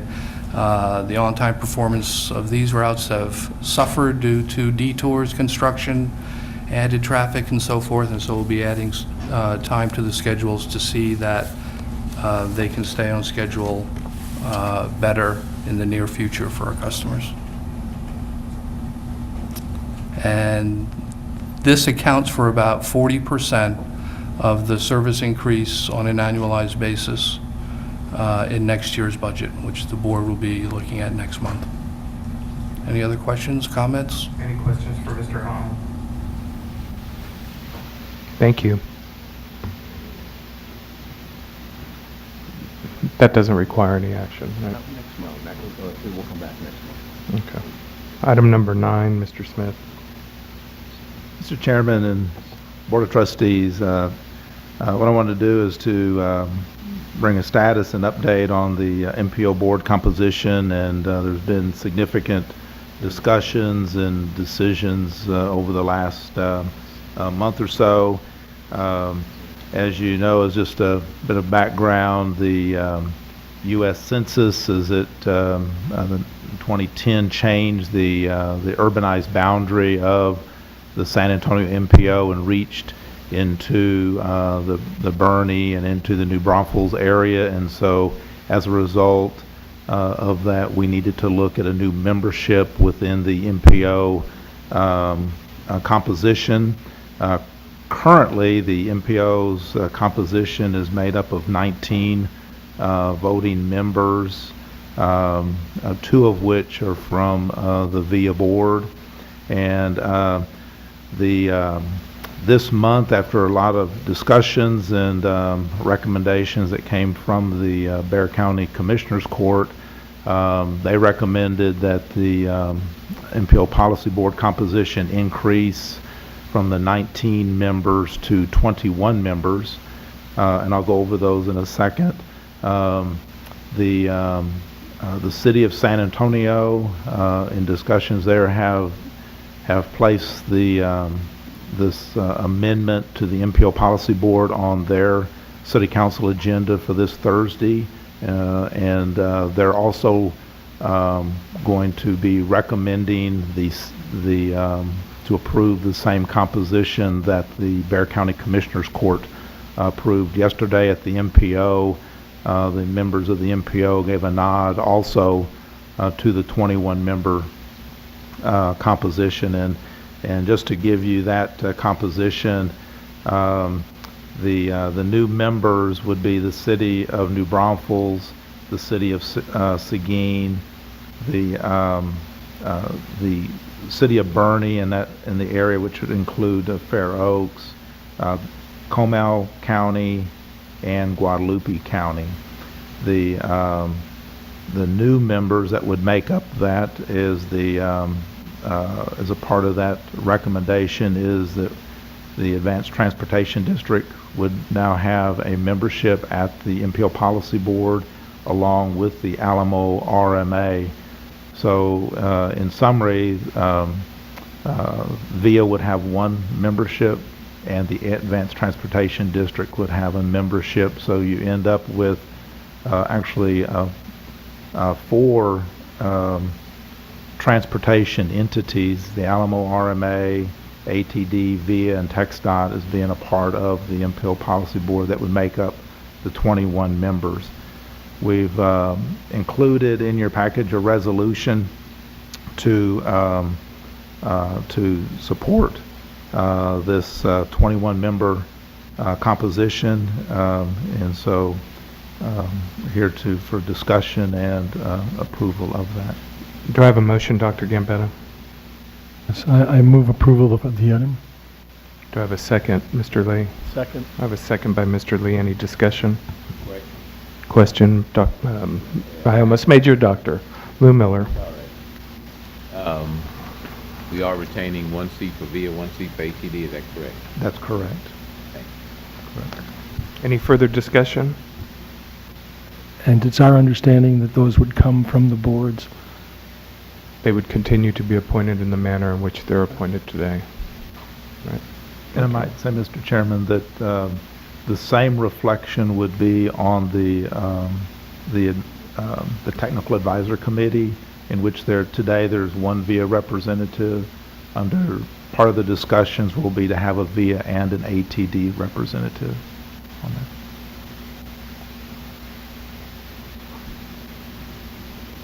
Great. All in favor? Aye. Aye. Motion passes. It's your meeting, Mary. We're going to move on to item number 10, the modern streetcar briefing. Mr. Buchanan. Good evening, all. Joining me tonight is Kyle Cahey with our program management. We'd like to give you an update on the streetcar progress to date and answer some questions. Before I do that, I want to do a little bit of housekeeping to make sure the board has the information that we provided. Should be a copy of the presentation at your seat. There should be another packet that's got a large lettering called ridership, and there should be another one called development, and a couple of 11 by 17 sheets related to some key information in and around the different alignments. We may be referring to that this evening if we need to get into any of the details around that, and especially the development piece of this. I think if you flip through that, you will see a couple of or several projects that are very critical and that are ongoing throughout the community, in which we have coordinated with and will play into some of the discussion we had this evening. So with that, I'd like to turn it over to Kyle to give the presentation. Very good. Thank you, Brian. And we did want to pull together the packet of information that Brian referenced for you to peruse. A lot of questions have come up in the last couple of months as we've moved forward. And so it'll be very informative to you about information we may or may not cover tonight, but it's additional information. I encourage you to review that between now and next month when we move forward with the recommendation phase of this. Tonight's update is really oriented around 3 key questions that have been discussed with you over the last couple of months. The topics being ridership, development, and then the cost and schedule implications that are associated with some other activities that we'll talk about. What we wanted to be able to do is kind of profile each one of the alternatives against those 3 factors, provide an opportunity for questions to come forward. And then what you'll also be seeing is that the information we provided to you in the past has been for each total project. We've actually broken the project alternatives down by some of the segments. And so you'll see as we go forward, you'll start to see some differences about how each one of these alternatives performs when we look at it a little bit closer under the microscope. So the first topic for discussion tonight regards ridership forecasting and the numbers that we've shared with you. And before we jump into the numbers, I wanted to give you a little bit of a background based on questions we've received regarding our methodology and our approach for estimating the ridership at this point in time. The basis for our investigation is a 2010 observed data, and that's basically an onboard ridership survey that we do every 3 years. That is the basis for understanding where trips originate, where they are going, where passengers are going to. And so that's really important information for us to be able to begin our modeling exercise. We have also built in some growth forecasts for 2010, and those aren't our growth forecasts. Those are forecasts that have been developed by the ACOG that looks at population, employment, and development efforts looking forward to the year 2020. So we have captured those existing projects that are being built up on Broadway. And as you can even see, the graphic that we have here, if you can read this, and you have this in your packet as well, the darker green areas indicate the greater growth areas. So as you look certainly up the River North area along North Broadway, you certainly see that our alignment up North Broadway is starting to capture and penetrate those high growth areas. We've kind of overlaid the alternative 6 here in front of you, so you can also see some of the relationships to the area up in the northwest quadrant of downtown over by the West Side Multimodal Center. So this is the kind of information that we're starting to do some comparison and contrasting with. We wanted to make sure that you understood that our growth forecasts are looking at 2020 estimates. And we're also, what we did with our ridership from the observed data is we increased our ridership based upon those growth percentages. So we've grown the ridership to reflect the growth that is projected out in the community. Now, this is a methodology that's supported by FTA. We've sat down with the FTA staff and briefed them earlier this year. They understand that this is an appropriate methodology for us to move forward with in small geographic areas like the downtown area, especially where we do have existing transit service. And so I did want to make sure you had an appreciation that FTA has been in the loop on this, and this is something that they have encouraged us to move forward with. In fact, they've indicated this approach is being used elsewhere. Tucson, as the streetcar project there, has used it as well. So this is something that's very important for FTA's evaluation moving forward. The key thing that we want to make sure that we understand that is conveyed today is that this is a consistent approach that allows us to make comparison amongst each of the alternatives moving forward. It is a conservative approach. We have not built in any rail bias factors that we may be able to employ subsequently once we've had an LPA decision and we can really analyze this a little bit closer. So these numbers are very conservative, but they are comparable at this point in time. So we've pulled together a brief summary, and there's a lot of numbers in this table, and I want to encourage you to pull this out as we go through some of the conclusions that we have at this point. We've done a little bit of a ridership and cost comparison for each of the 4 remaining alternatives. And you have also in your background packet, you have some of the alternatives that are lined up in there. So I would just for reference, for those that don't have the packet in front of them, Alternative 7 is the one that's along Market and Commerce that we added late in the process. Alternative 8 is a variation on that, but 5 and 6 were the ones that were using Martin Pecan coming down St. Mary's Navarro and then Cesar Chavez on the east. So I apologize for talking with my hands on that. There are a couple of key observations we want to bring to your attention with this ridership estimating effort for these 4 remaining alternatives. The first one is that Alternative 6, which is kind of what we have referenced as the loop alternative, that is the longest alternative. It is actually, it's essentially about a mile longer than the other 3 alternatives. And so you're seeing substantially more ridership generated in the total ridership column. So it's about a 25% bump over the others. The other 3 alternatives, when you look at this from a total ridership perspective, are within 10% of each other. And so we'll make that comment in just a minute. But what you do see is we get there in different ways. So these are similar results, but we get there in different ways. And so you can see some of these. Yes, sir, Mr. Martin? Is this total ridership one way or 2 ways or both? This is essentially the total ridership, both coming and going, for each alternative. So as I mentioned, you're getting to essentially the same number, or within 10% of the same number on the other 3 alternatives, but in different ways. A couple of numbers I want to point out to you. If I can get to the right page here.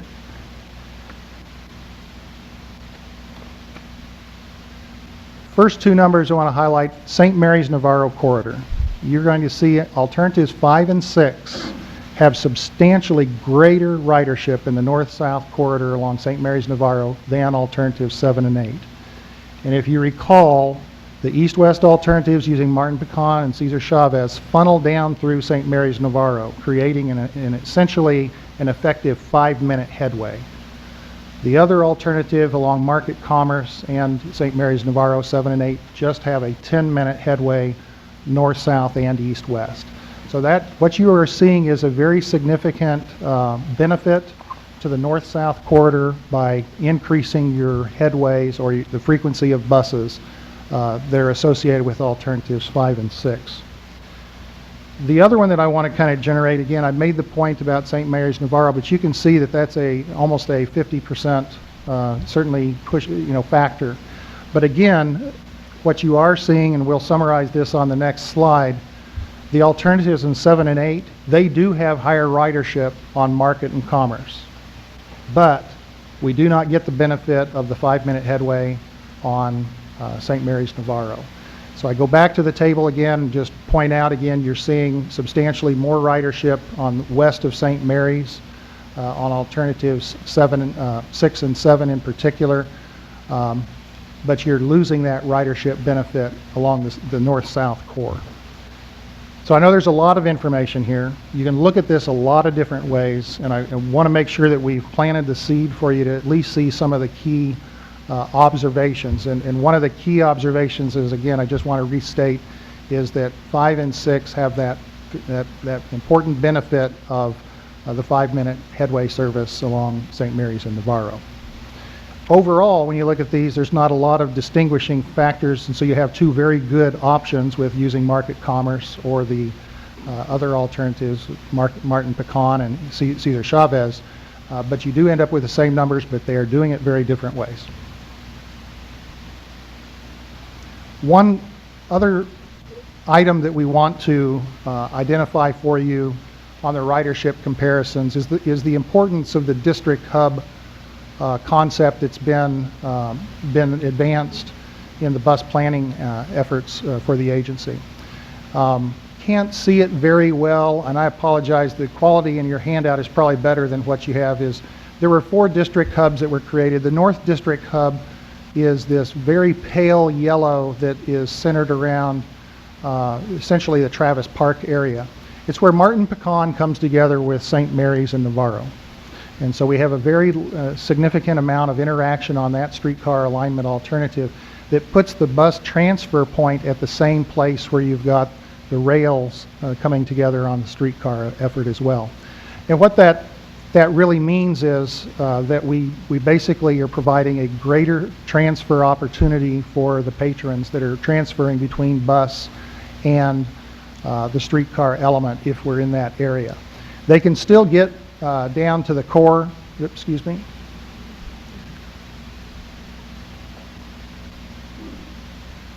They can still get down into the core. I went the wrong way, didn't I, Brian? There we go, thank you. They can still get down to the core through a transfer if we're using the Market Commerce alternatives, but it's just an ease of transfer opportunity if we're on the Martin Pecan alternatives there. Wait, can I stop you for a second? Yes, sir. Could you go back real quick? I was taking notes while you were talking, and on slide number 4, you might have expanded or going to expand in a little bit, but a little bit about the operation and maintenance costs. So we're going to see that yearly then? Right. The operation and maintenance cost is a direct function at this point in time of our analysis of the distance, essentially how long are these alignments. So as I mentioned, alternative 6 is about a mile longer than the other 3 alternatives. You see that it is substantially more costly to operate than the other 3. We are in the process now of developing a bottoms-up estimate of the O&M costs that would be required for this effort that will put a sharper point on that as we move forward with this effort. The key takeaway here is the longer the alternative, the more expensive it's going to be to operate and maintain. Can I want to ask a question similar to Gerald Lee's. So when you talk O&M, it seems to me that's a very simplistic analysis. Just is there anywhere you're going to factor in, maybe this question's to you, Brian, if you talk about optimizing the rest of the system, okay, so where does that, how does that offset the O&M cost of the streetcar if in fact there's this headway benefit and all that kind of stuff. Yeah, the way Kyle described it is exactly right. The way we've done it to date has been basically distance times the amount of hours ran to get to an O&M cost. As Kyle also mentioned, we talked about a reduction in bus services related to around the introduction of streetcar and other service. It is not our intent to get rid of service hours or anything like that. It's to redistribute those service hours amongst the system. So by putting streetcar in the different alignments, it may allow us to better service in different areas with increased headway on buses or anything like that. So the O&M cost that we are showing here is actually a net add to the operations and maintenance budget. But can we speak at some point in terms of benefits? Absolutely. Mr. Martin. What kind of disruption of traffic are we going to have with the installation of the tracks? Sure. The general sequence of construction associated with any type of improvement, first there's a utility relocation, so depending on exactly what we have to do in the street determines how long we're going to be there. But generally we close the street or close lanes of traffic similar to construction that's occurring in downtown San Antonio at this particular moment in time with utility relocations. And we close small sections of street or lanes at a time, construct our improvements, open those back up and move on down the alignment. What's the length of time they're shut down? It does vary, but as we move down the alignment, I would anticipate 2 to 3 months of construction in front of a location, and then that gets opened up. We move on down more and move on down more.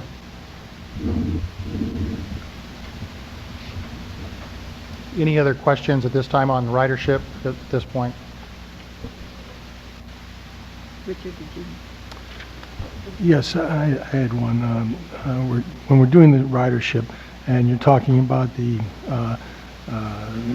first of all, the ridership survey from our current users, but secondly, the projections from ACOG and so on.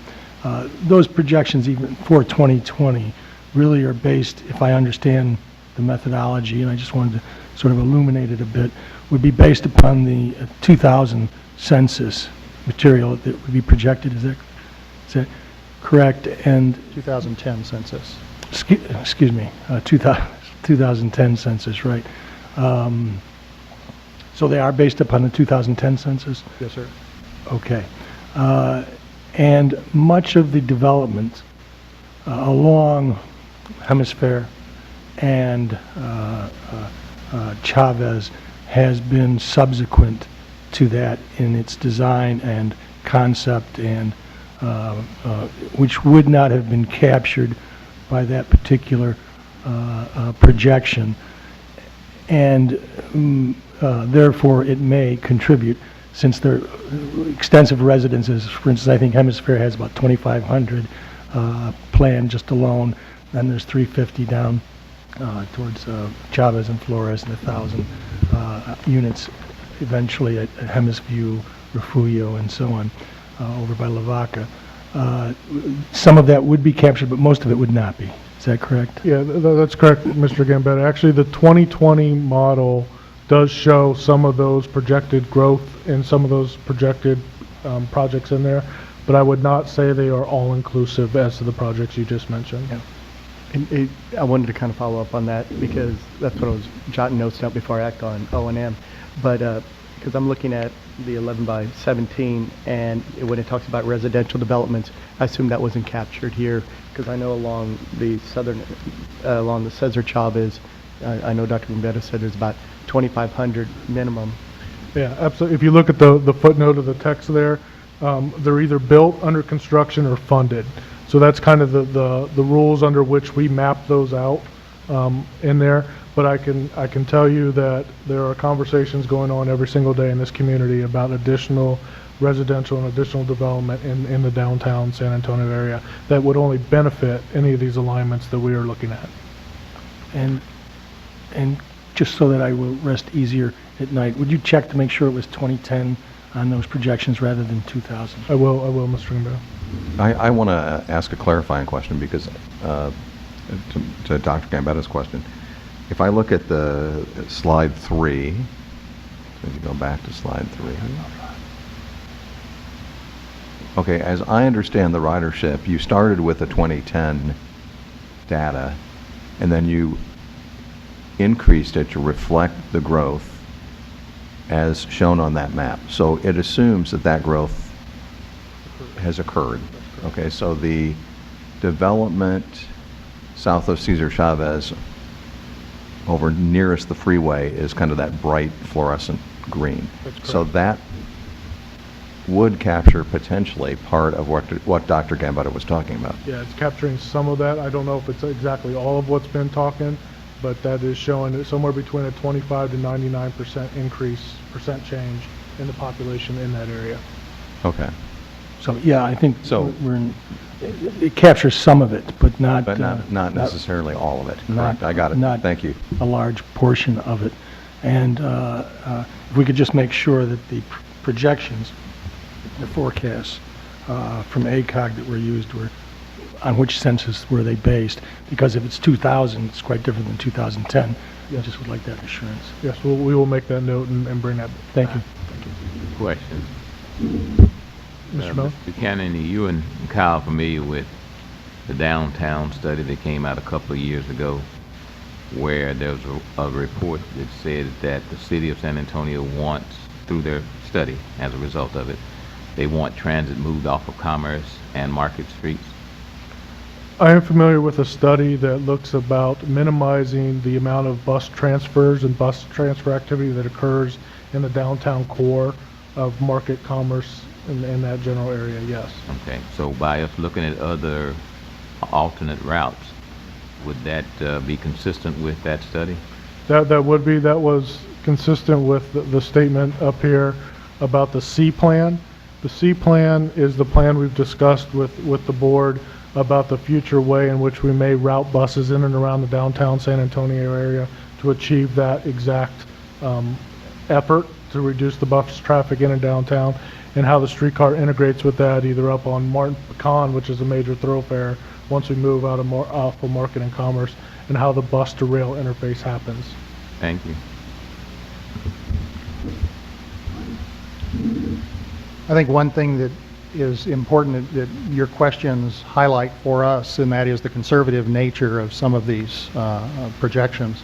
So I think you've pointed out some very good opportunities for us to sharpen the pencil and make refinements as we move forward subsequent to the selection of the LPA. But if we can generate any of our information right away, we will do that, Dr. Gambetta. Let's turn our focus to some of the development activities, and there's a strong correlation between some of these activities, between ridership and the economic development efforts, as some of your comments have dictated. There's a couple of overarching concepts that I want to kind of throw out there for you, just for your consideration. And the first one is we're dealing with a very small geography in the downtown area, and so subsequently there's a lot of small differences. This isn't a 20-mile linear corridor where you have lots of opportunities and lots of space to be able to see some of those differences. So that's one overarching concept. The other fact of this that we're wrestling with is that economic development is market driven. There's a lot of forces that are at play. Streetcar can be a component. It is an enhancement factor. It is not a silver bullet that will not generate economic development in and of itself. Market forces have to be there to allow streetcar basically to push it along a little bit further. We have two different types of development that have been discussed in our prior discussions. There's new development and then there's redevelopment. We've characterized these in a couple of very simple concepts, if you will. New development is vacant parcels. Sometimes people call it greenfield development, but really it's new development with vacant parcels. Sometimes it's underutilized properties such as surface parking lots. Redevelopment is the reuse or the conversion of existing buildings, and we sometimes refer to that as infill development. It's a little, one of our consultants calls it a little more lumpy than typical new development might be because it occurs on a parcel by parcel basis. I want to make sure that's an important concept for us to understand as we characterize each of the segments moving forward, that some of these segments are more appropriate or more suitable to new development and others are more suitable to redevelopment activities. But one thing that we have focused on is what we are calling transformative development. And transformative development can occur with new or redevelopment opportunities.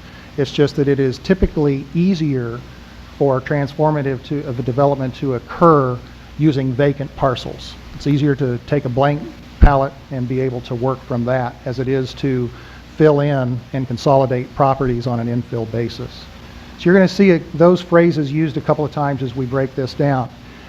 Now what I mentioned was that in ridership we saw some of this where we looked at the total alternative ridership, but then we broke it down by east and west segments. We're going to do the same thing on the economic development side, and we want to make sure that we convey to you at least our perspective of the opportunities here. Along the west side, there are three alternatives we're going to be looking at. We're going to look at West Martin Pecan, Market Commerce, and then we're going to look at West Cesar Chavez, and then we'll move on to the eastern segments. The West Martin Pecan, you see this is highlighted in Alternative 5, of course. This is what we view as the opportunity for new development. There are a number of efforts that are moving forward here. The medical school showed up on the front page of the paper today, and so we see a lot of great movement in that regard. San Pedro Creek is partially funded as well. That's moving forward.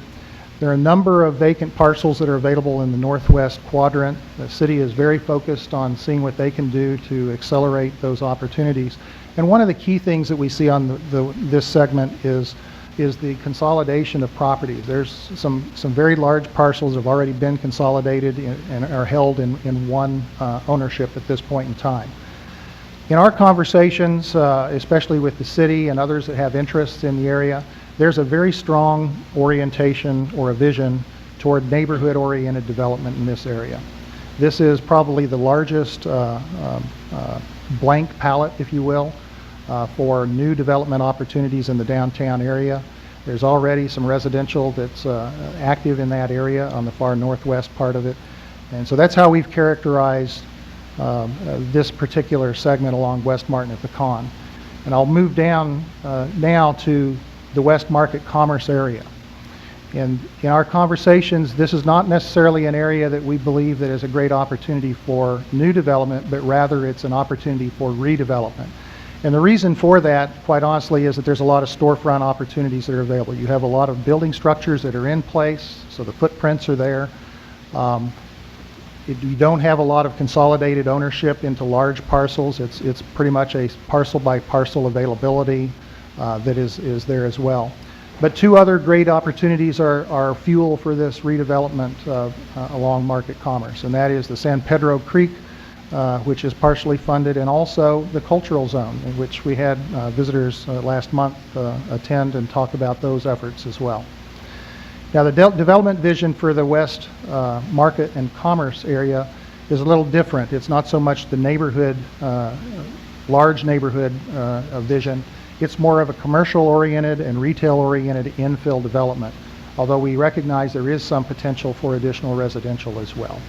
Yeah, and now, real quick, it was a great tour on Friday.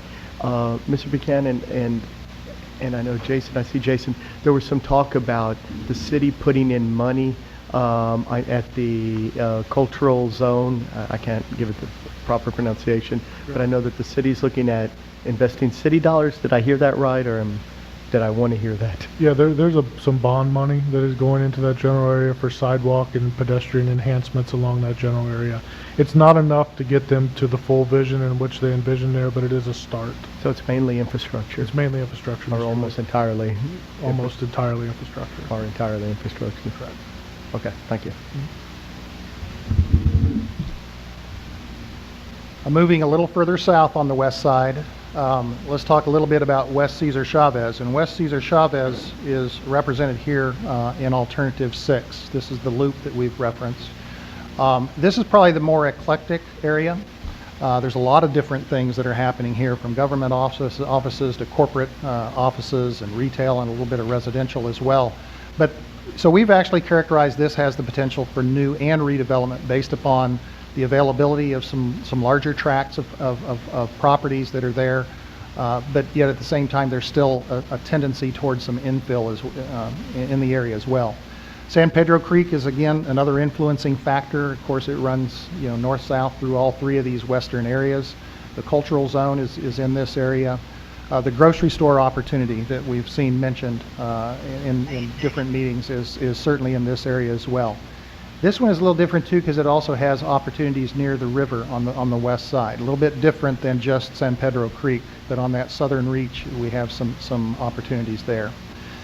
The vision that has been expressed to us is that it doesn't have a real clear vision, like the market commerce where you have the cultural zone. There's a fairly clear vision that's emerged. This one is a little bit more eclectic, a little bit more less well-defined at this point in time, but yet opportunities still have been identified. If I could, another one of the large projects is the old Telemundo site, the television site that's out there too, right at the corner there. So that's another residential type redevelopment project that is in this particular geographical area. Real quick, I wanted to go back just real briefly before I forget on the West Martin Macon, where Fox Tech High School is located. Keeping our fingers crossed, just as a citizen of San Antonio, about the potential for a medical school being on that property. What is the distance between Martin Street and those abandoned, I guess they're abandoned fields at Fox Tech? That's probably about 600 feet or so. 4-minute walk. 4-minute walk. Mm-hmm. Okay. Thank you, Jason. Yeah. In reference to the comparisons, the Zona Cultura is not excluded from this route, from Route 6. It certainly covers Mercado and the series, the Texas A&M establishment. And if you cut even earlier, it's possible on the basic alignment.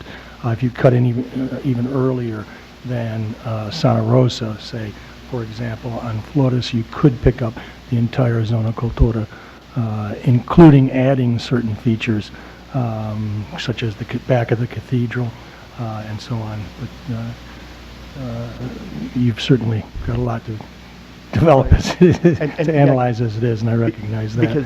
But these hybrid models, or one is not exclusive of that cultural zone, and I just wanted to point that out.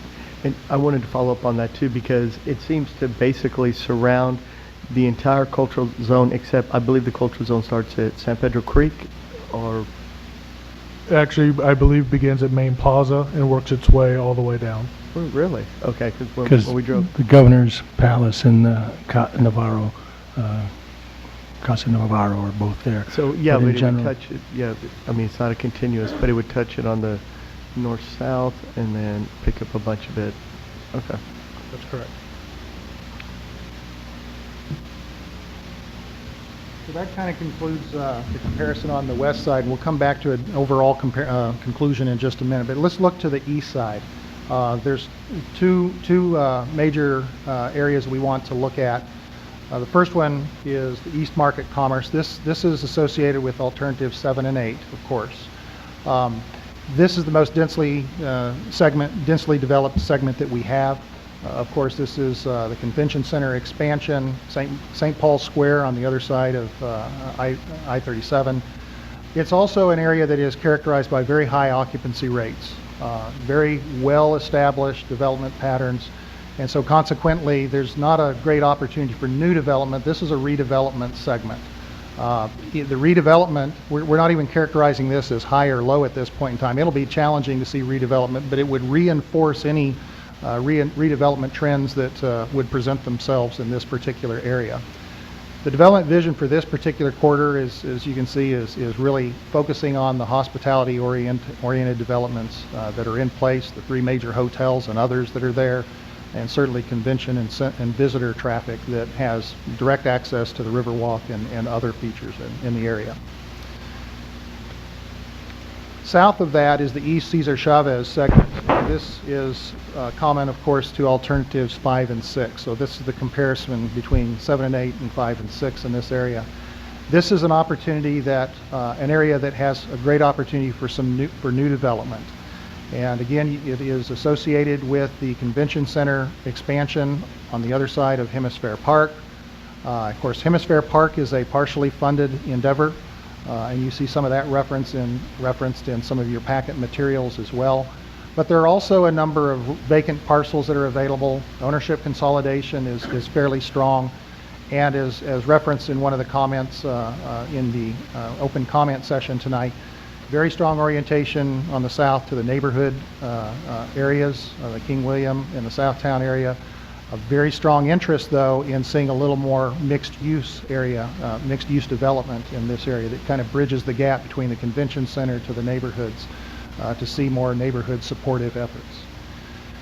So that kind of concludes the walkthrough, if you will, of the characterization of each of these segments associated with these alternatives. There's three thoughts that I want to kind of leave you with. I want to kind of take you back to the two types of development, new and redevelopment, and then our focus on the transformative development opportunities. And that's where streetcar can have a very strong influencing factor in the economic development potential of downtown. One of our purpose and need statements that we prepared and presented seems like months ago, but we still our guiding effort was to be able to have a streetcar that supports economic development in the area. And so that's why we have looked at this transformative development factor to make sure that we can provide a streetcar project that will have the benefit of transforming the economic development opportunities in the downtown area. The one takeaway that we want to leave you with is that the greatest opportunity for transformative development is where potential new development can occur. As I mentioned, it can also occur in areas of redevelopment, but it's spottier and it's less significant in its impact, at least from a one-time impact, I should say. But streetcar can shape that new development. And so a lot of our focus where we're moving at this point in time is trying to look at those opportunities for new development. Those areas that emerged really are more significant on the Martin Pecan segment and on the Cesar Chavez segment. And as I noted, the redevelopment can certainly support those efforts as well. It's almost a policy decision, although we're not in the business of economic development, but we support that. And so I think that this is a great wrestling match that we have to do with each other about what kind of, do we want to lead or follow the development aspects. And so that's kind of the talking point I'd like to leave with you, and that will be the next step. If you were going to rank the alternatives by way of transformational developmental value, would you rank Cesar Chavez number one in opportunity? I'd put it in the top. Would you rank it number one? We will be making our staff recommendation for the locally preferred alternative. If you were going to rank it, as our consultant, would you rank them 1 or 2? Kyle? I would see it, Cesar Chavez specifically, I'd see it as 1 or 2, yes. Thank you, sir. And Kyle, going back to when you talked about development versus redevelopment, obviously we'll be looking also, and I think I saw Jeff Booth come in also, who would probably know more about this than anyone in here. If we're looking at federal dollars, what makes us attractive to the federal government? Because to get dollars, there's a potential for new development, there's a potential for redevelopment, there's a potential for connecting residential. You may be touching that in a second. Jeff Booth is going to come up and do a going to be a presentation when this one is finished, so Thought I saw you sneak you should in. be able to answer All that right. directly. I'll wait. I'll hold my questions for Jeff. Good. Well, the last thing we wanted to address, and we can do this fairly quickly, are the cost and schedule implications of 3 major factors. And as we've talked earlier, we do have some potential for utility conflicts, and as Brian has said before, these streetcar projects are primarily utility projects with a little bit of transit on top. That is the big challenge that we have. We also have some bridges that change between alternatives, and then there's some environmental factors and schedule associated with the environmental factors that we'll address. I put this ridership and cost comparison back in your presentation, not that I'm trying to drive a point home, but just to recap for you the cost differences between each of the four remaining alternatives that are here, and so that it can remind you of the cost issues. But this is probably where I want to leave this particular slide on these issues. Let me summarize it this way. Every one of these is going to have utility conflicts, and we are going to have a lot of work to do on the utility side of things. What we have highlighted here is clearly the north-south alternative is common to all four of these alternatives. So we definitely are going to be dealing with the known issues of utility along the north-south corridor. So that's St. Mary's, Navarro, Broadway, in that area. But what we did want to highlight is that we, through our quick understanding of the market commerce area, is that particular corridor as well has a significant amount of utilities present. And so you do see that in our alternatives 7 and 8, we have highlighted that we take on additional utility conflict issues if we include the commerce and market area. Alternatives 5 and 6, it's just the north-south. We don't have quite as many significant issues on Martin Pecan and Cesar Chavez. So I wanted to point that out to you. On the environmental schedule risk, we have also highlighted that we have issues on Chavez, we have issues on Commerce Market. There are no fatal flaws that we've identified at this point in time, issues that would truly create insurmountable problems for us. Most of these issues can be mitigated that we anticipate. What you do have is you have an abundance of resources, historic, cultural, parkland resources that are present along Commerce Market, at a more significant number than the other alternative segments. And so we have established a risk factor that just is a time equals money factor to be able to go through all of those issues, deal with the Antiquities Commission, deal with the local historic district review committee. It's going to take a little bit of time, so we want to flag that as one issue. The other thing that's a little bit uncertain at this point, until we really jump into the preliminary engineering level, are the bridge issues. And I know we've talked about the Navarro Bridge in particular, and we've since brought back new information that says we probably will not have to replace that. But nonetheless, we have a lot more examination of those issues. That's a cost factor for us, quite honestly. If we do have to replace a bridge, that's a huge impact across the entire segment of the street in that area.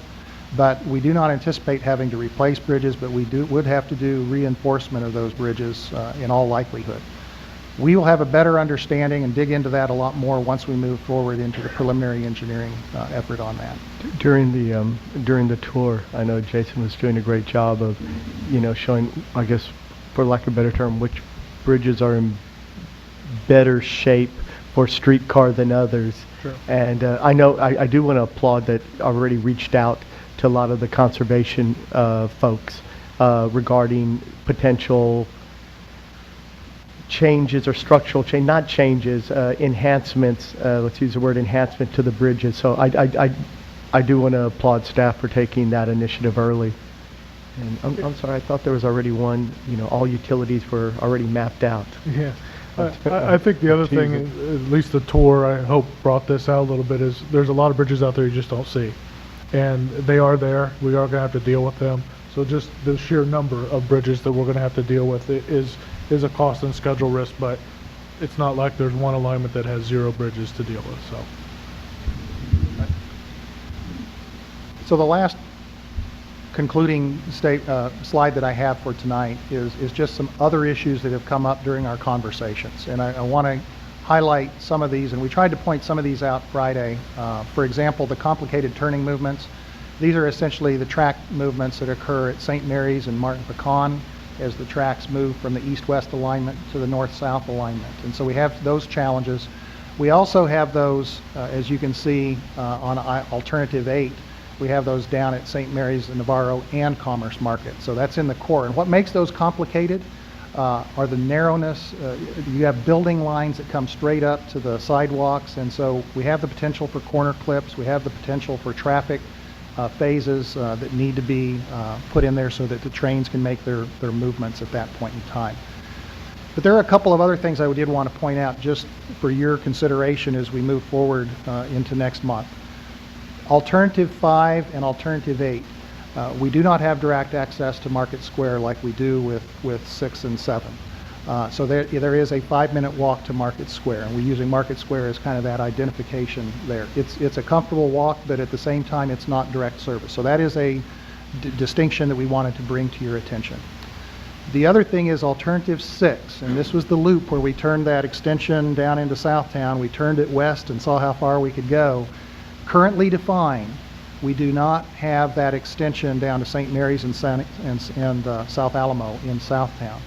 And we know there's been discussion of adding that, but I did want to bring that to your attention that currently Alternative 6 does not go that far south.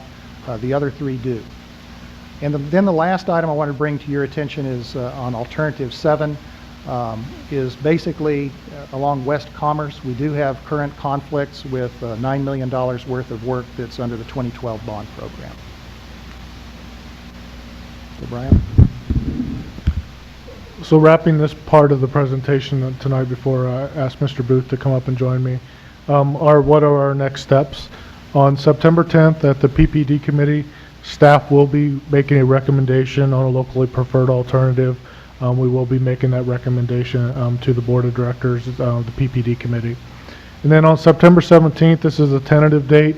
We are scheduling possibly a possible special board meeting, budget and LPA workshop. That may occur, it may not occur, but somewhere in there we hope to have another workshop where we can kind of give you some of these data points again, and we can have this discussion in more of a workshop type format.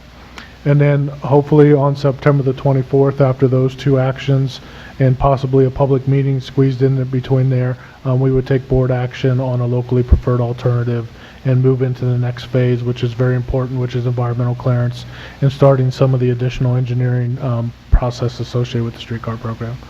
So with that, Kyle and I would be happy to answer any questions related to this material that we've distributed tonight. Questions? So all of this has been analyzed, will be analyzed by the dates that you've set out, and when you make your LPA, therefore the options can also be a potential hybrid model, and you could do the calculations because the analysis has been set already, and the other complications in terms of numbers of bridges and so on. Yeah, a lot of the background data has been collected, and so it wouldn't be hard if there was a hybrid alternative that was developed for us to go back and look at that.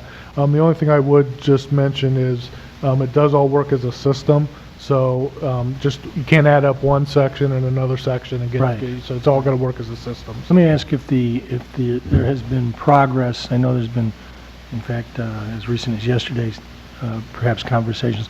Has there been progress at the city as to the location of the grocery store at this point, of a downtown grocery?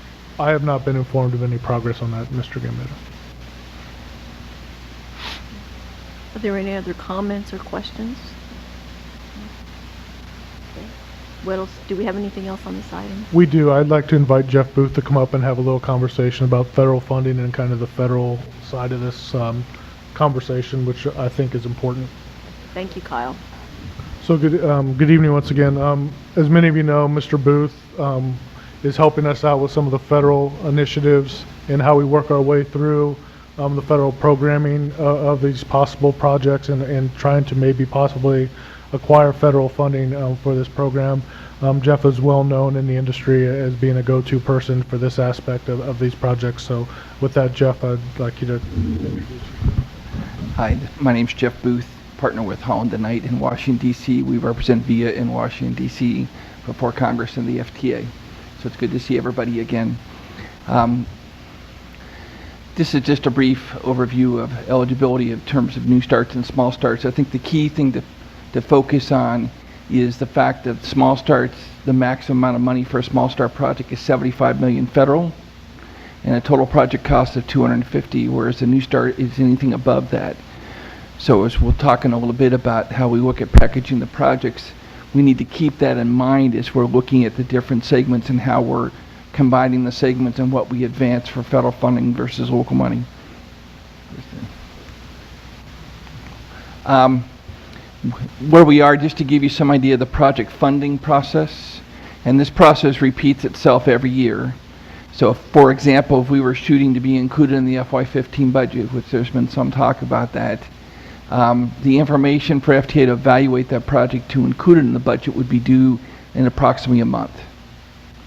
And that cycle repeats itself each year, so every year the information is due somewhere in the end of September for a budget that is prepared in February of the following year for a fiscal year that starts October 1st of the following year. So as you're looking at being included in the budget, the key issue is project schedule. And whenever you develop a project schedule, FTA wants to see that that project will be ready to go to construction before the end of the fiscal year. And then you back up 4 months at least to allow for internal agency review. Both FTA, DOT, Office of Management Budget, and Capitol Hill gets a 30-day review. So for example, if you're trying to get into FY15, we would have to complete the entire NEPA process, design and engineering, to be done by May of 2015. So just factor that in mind as you're looking at project schedules to be realistic about what fiscal year a project could be advanced for funding in light of the project schedule. So, and then the other issue is just demonstrating legal, technical, and financial capacity, and we'll talk a little bit about that in a minute.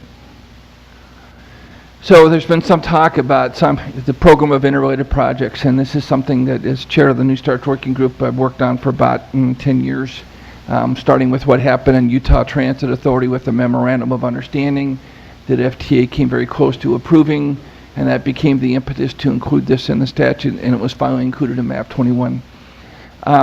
The challenges with the current provision is that it assumes a New Start project, not a Small Start project. Now, that doesn't necessarily exclude the Small Start project, but the structure of the bill assumes that a project that you're advancing is a New Start project.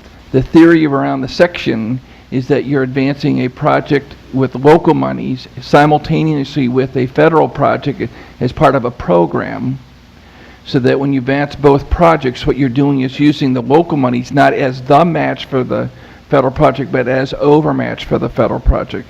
So what does that mean? That means that basically every federal project must have a 20% match.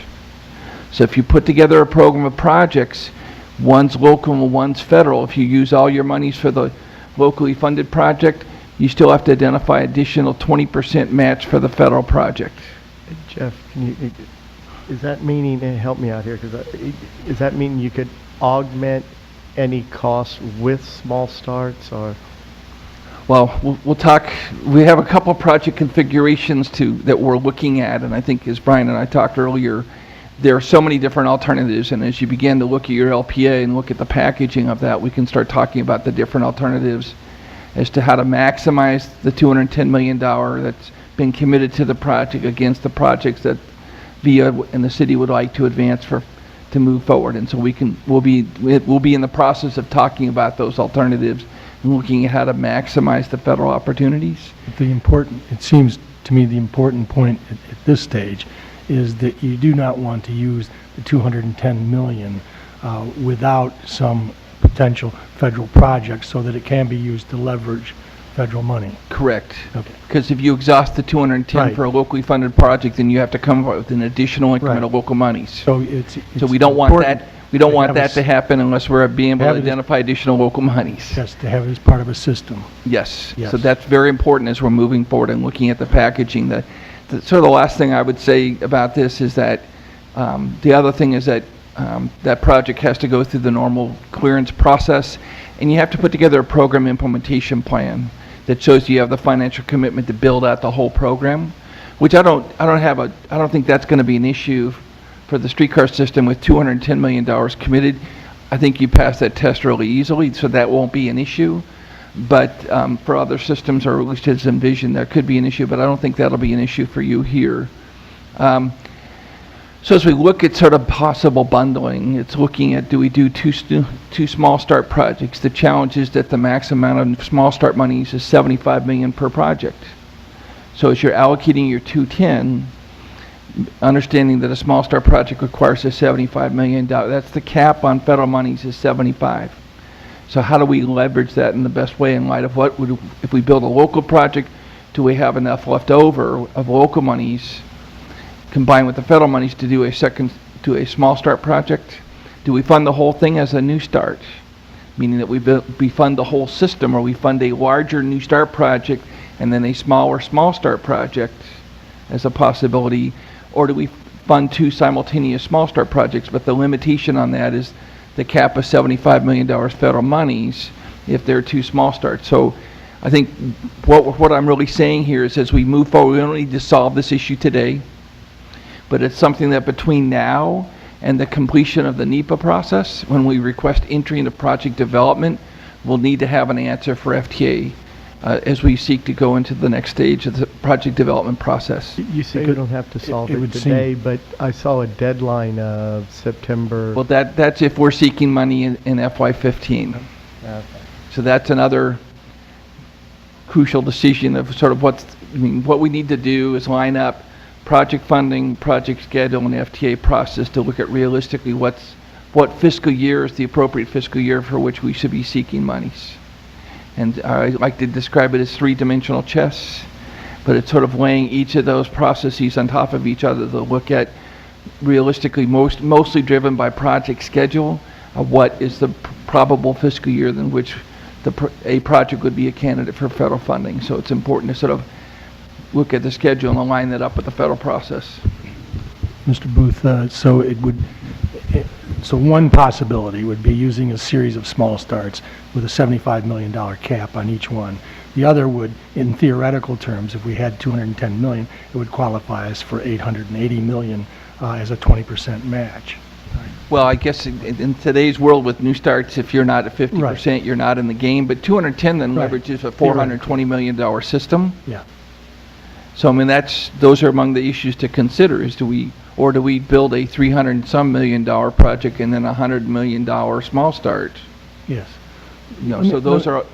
Let's just say the permutations are endless, but as we move forward and look at what are the viable projects, what's the LPA to advance, that's part of what we'll look at in terms of how to package the projects. One more question. As far as the federal government is concerned on local match, how local is local?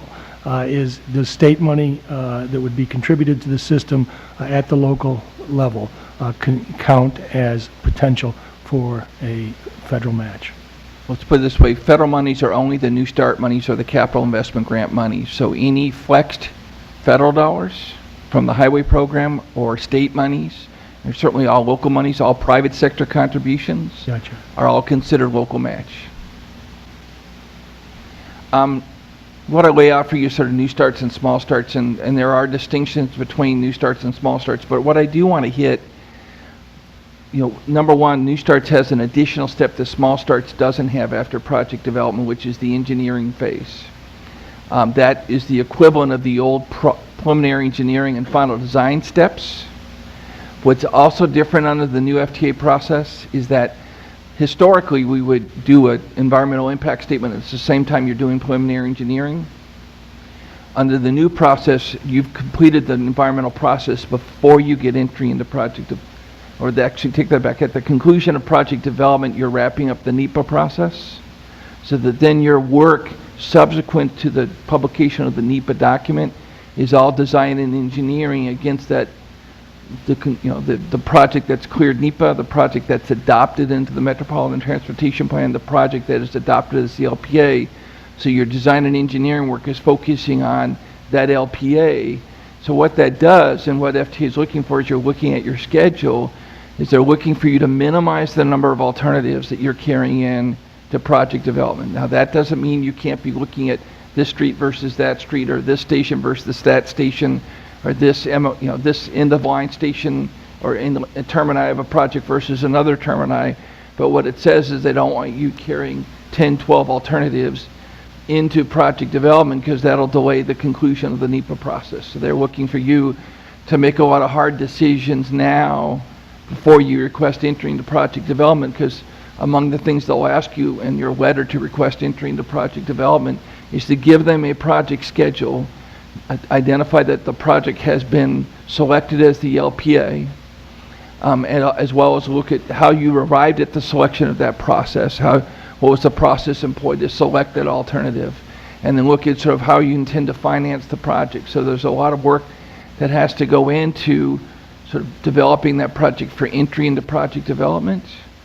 So what they're really hoping that you do is you reduce the number of alternatives, you reduce the number of options you're carrying in, so as to make sure that you hit the 2-year window for completion of NEPA. Now, under small starts, what you see is that everything is combined into the project development step. What we're hearing from FTA is that they still expect it to take 2 years to complete NEPA. So then what happens is what is now the engineering step for new starts is subsequent work that's done under the auspices of project development. But it still has to be done, but they still are giving you 2 years to complete NEPA, to publish your NEPA finding in the Federal Register before you do additional design and engineering. It's also important in terms of the phasing of this is that the money that you spend prior to entering into project development is not an eligible expense as local match. Once you get into project development, then what you spend during project development is eligible as match towards the project. And then once you complete NEPA and you're allowed to go into the next phase of design and engineering, the monies that are spent for that advanced design and engineering is considered match at that time. So it becomes an issue of sort of your funding of what you fund now and at what point you get into project development. So we need to look at project schedule, we need to look at NEPA, and we need to look at local monies that are going to support this effort as you're moving forward and putting together the financial plan and moving forward with the schedule for the project. So as I kind of alluded to, AA is truly now a local process done under NEPA. There's no longer a new starts alternative analysis, which that Congress eliminated that. The other key difference for new starts and small starts is under new starts, in order to get into engineering, your project must be rated and evaluated at the end of completion of NEPA. So you want to, before you seek to advance the project engineering, make sure that it's competitive for federal funding. Now, the challenge with the small starts program, as Congress wrote MAP 21, is that you're not getting rated and evaluated till you request funding or a project construction grant agreement. And FTA is concerned that that may not give you feedback to know whether the project's competitive. So one of the things they're going to be wrestling with as they move forward with the implementation of MAP 21 is at what point can we give meaningful feedback to a small start project to help them understand whether they're competitive for federal money or not. So that's something to resolve. And then during engineering, you're completing design and engineering and finalizing the project financial plan. The fact that you have $210 million committed is a huge plus for the project. That's a huge plus because most other systems haven't taken that step yet and they're waiting to resolve or identify funding later in the process. So that's a huge positive for the project. This is the sort of the new FTA criteria. What's interesting is that on the 6 evaluation criteria, all get an equal weight, which is a change somewhat from the past where they had different allocations, but every one of these get the same weight. It's a roll-up measure, so it's 50% of the overall measure, and then the other 50% is on the financial plan, but you must get a medium on both to be able to advance in the process. So it's important to look at those criteria, which we'll talk about in a second. Huge issue in terms of ridership modeling, since Congress also changed the laws so that we now just focus on riders or boardings or linked trips. So the issue now is that we get to count every bus trip to the system. That's considered a linked trip, number one. So the fact is, to the extent the project connects to the bus system, for example, at one of the intermodal facilities, we get to count those trips that originate outside of the system but then use the system to go to the ultimate destination. That's considered a linked trip and that gets counted now. Another issue is the fact that we focus on, we don't care how far somebody goes anymore. Under the old measure for cost effectiveness, it was all about travel time saved, and it was really focused on how far can a person travel. Now we just care about boardings. So if someone goes 2 blocks, that's as important as someone that goes 2 miles. So a streetcar project gets advantaged with this because the whole idea of a streetcar project, it's about circulation. It's about getting on and off the system and connecting to places where people want to go. So a good streetcar system is going to connect a lot of places where people want to go. And the other good thing about streetcar under the sort of traditional travel demand models is, we're carrying about a 20 to 22 hour day. with good circulation in a quarter, you're going to have a lot of boardings on weekends, weekday nights, what have you, that a traditional travel demand model focuses on peak hour. And so as we go to the new models, FTA is very focused on sort of that model that's trying to capture those trips, and what they're doing is they're giving a clear incentive to use current year forecasts. And so you have to use current year, but if you use in a horizon year of 10 or 20 years, then each receives 50% of the weight. Okay, yeah, I think I got it. So it goes on ridership, but you said something about bus. Does that mean any linkage between our current system and streetcar? So if you can identify a trip that begins on the bus system, connects to the streetcar before somebody arrives at their ultimate destination, that's a linked trip. And we happen to have 2 transit centers on both sides of the city. Yeah, that's correct. You might remember we talked about taking ridership forecasting to the next level after the selection of the LPA. This exact analysis is exactly the conversation that we'd be having. And then just to maybe wrap up, Mr. Booth here, we have followed the steps to get into that project development stage. So we've gone through a very public process. We're heading towards the selection of an LPA next month. So we do believe very firmly that we'll be in a good position to write that letter to enter into project development, which will then kick off our NEPA process and kick off the 2-year time frame that Jeff spoke about, and for us to build our financial plan and how we would look at phasing or implementing the project based on different small starts, new starts, and things like that. I do want to go back to that, that the fact that we have 2 transit centers. Regarding other cities, is that common, or are we in a good position by having the west side and the east side multimodal centers? I think from a streetcar perspective, it is a very good thing. It's not, and actually I would probably challenge a little bit that we almost have 3, because if you look at the north central one on Martin Pecan, if we do select an alignment up there, there's a large activity center up there also that we would be able to count ridership associated with that. So are there any other questions regarding federal funding? This is a very fluid. Just last week we received some new guidance from the federal government related to some final rulemaking. Jeff and myself are following this very closely, and we'll be bringing back, after the selection of an LPA, some of these conversations about how we would phase it and implement it, and or if we have to, and what type of projects and what type of system we'd want to go into. Go ahead, Richard. Sorry. No, finish up.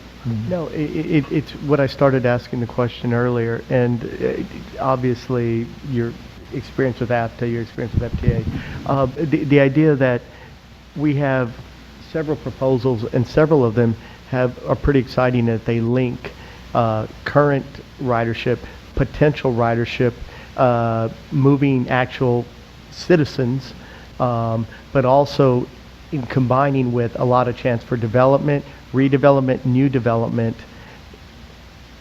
Yeah, I'm not an expert, on what you do, but that's got to look. I don't know what else we need to look good to the FTA or for any federal dollars. It just looks like what we're proposing looks pretty exciting. In addition to touching basically so many important parts of our downtown, moving folks where they need to be and where they would want to be. I think the other sort of significant development in the rule making is, one, transit dependent trips count double. So the extent that you connect to transit dependent populations, they get a double counting in the measure. And then in addition, as we're looking at the economic development forecast, we're looking at linkage to affordable housing. So to the extent that the alignments that you choose connect to affordable housing, that's a plus for the project. So as you're moving forward, looking at those alignments in light of those sort of plus-ups that you get for purposes or what FT is really focusing on and the criteria, it'd be important to keep those in mind as you're looking at the different alignment alternatives.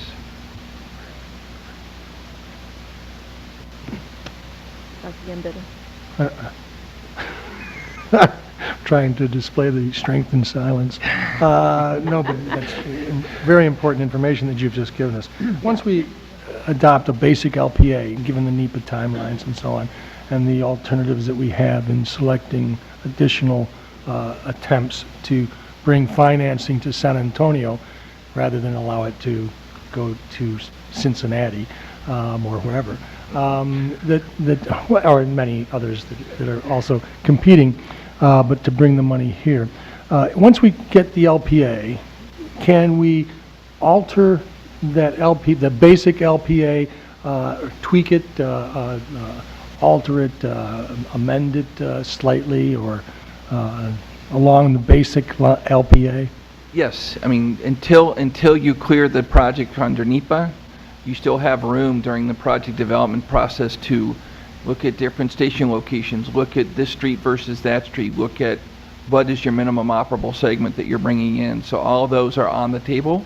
Great. And open for consideration until you clear the project or a system to NEPA. Then at that point, then you'd have to revisit it or do a supplemental environmental document if you made a change after publication of the NEPA document. Great. Okay. I sort of have a gut feeling, and I'm sure, but is there a reference as to what would be public transit dependent ridership, affordable housing, obviously? What about those without vehicles that use the transit system? Typically, a transit-dependent person is going to be a person without a car. Yes. And then in affordable housing, they created a different measure for rental housing versus owner-occupied housing. So do they count students, for instance? Yep. See, resident students. That was one of the arguments we had with FTA in terms of who is the transit-dependent.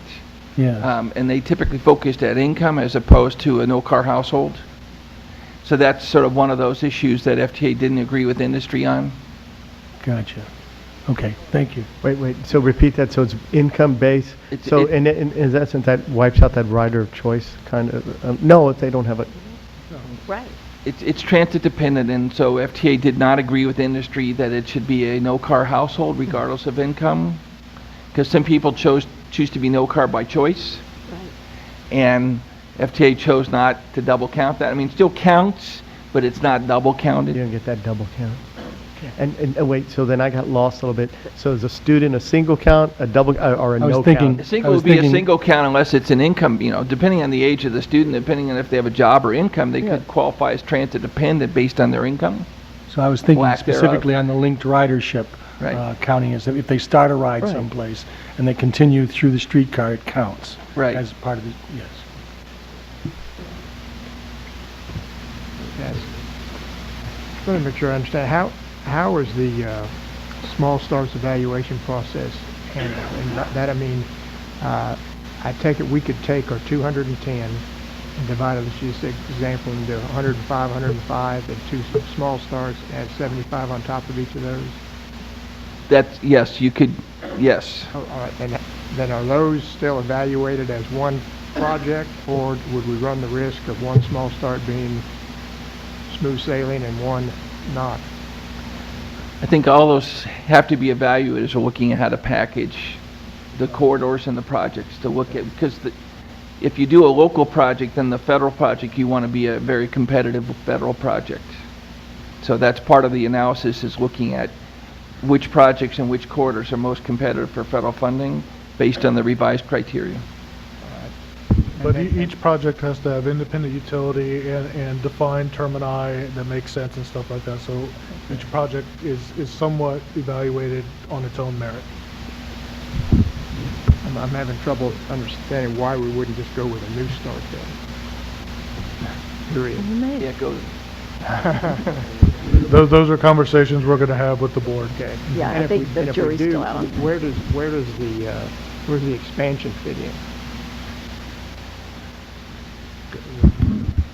Expansion of the system you looked at today, I mean, those would be, well... So that we don't run into a situation where, no, that was your project before, now for the expansion you have to start over again and get the new match. Well, if you expand any of the current alignments, that would be part of the project you're bringing forward federally. If you, after you proceed with this project, you decide you want to expand the system at a later point in time, then that would be its own project, and whatever you spent on this first system, that project would have to get its own match. You couldn't count this current expenditure for that program that you're advancing now as match for that future project, because the statute requires that they be simultaneous and be part of the same program at the same time. Okay. I have one quick question. Back to the up pluses or plus ups you referred to. would a retirement home such as the Granada Homes is what I'm thinking about, which is in the middle of all this, does that give us extra consideration? Because you would have to assume that these folks are transit dependent. I would think so. So calling that out would be useful, you think? Yeah. Thank you. So I know we've thrown a lot at you today. Are there any further questions? Anything else? I enjoyed the dialogue. Thank you. I mean, seriously. Thank you so much. That was very helpful. I think the board got a lot out of it. Always appreciate it, Jeff. Always Thank you. appreciate it. Thank you for being here. Okay, moving on. We don't have any additional legal briefing. Is that okay? So I'm looking for a motion to adjourn the regular meeting. All right. Okay, we are adjourned, and let's move on and call to order the ATD board meeting. Oh, it just kicked me out. All right. Is there any sort of announcements or anything? Mr. No announcements. All right. The consent agenda, item number 3. Move to approve. Need a second? Okay. All in favor? All right. All right. Now, item number 4? Item number 4, we would like to delay until next month to give us an opportunity to meet with the new district engineer, and Clay and Brian and I are scheduled to meet with him this Friday. Okay. Thank you. So we'll defer that. All right. Thank you. Okay. Item number 5 is the same item we covered in the regular board meeting. Do we need to do anything with that again in this action? Okay. Okay. We are adjourned. Thank you.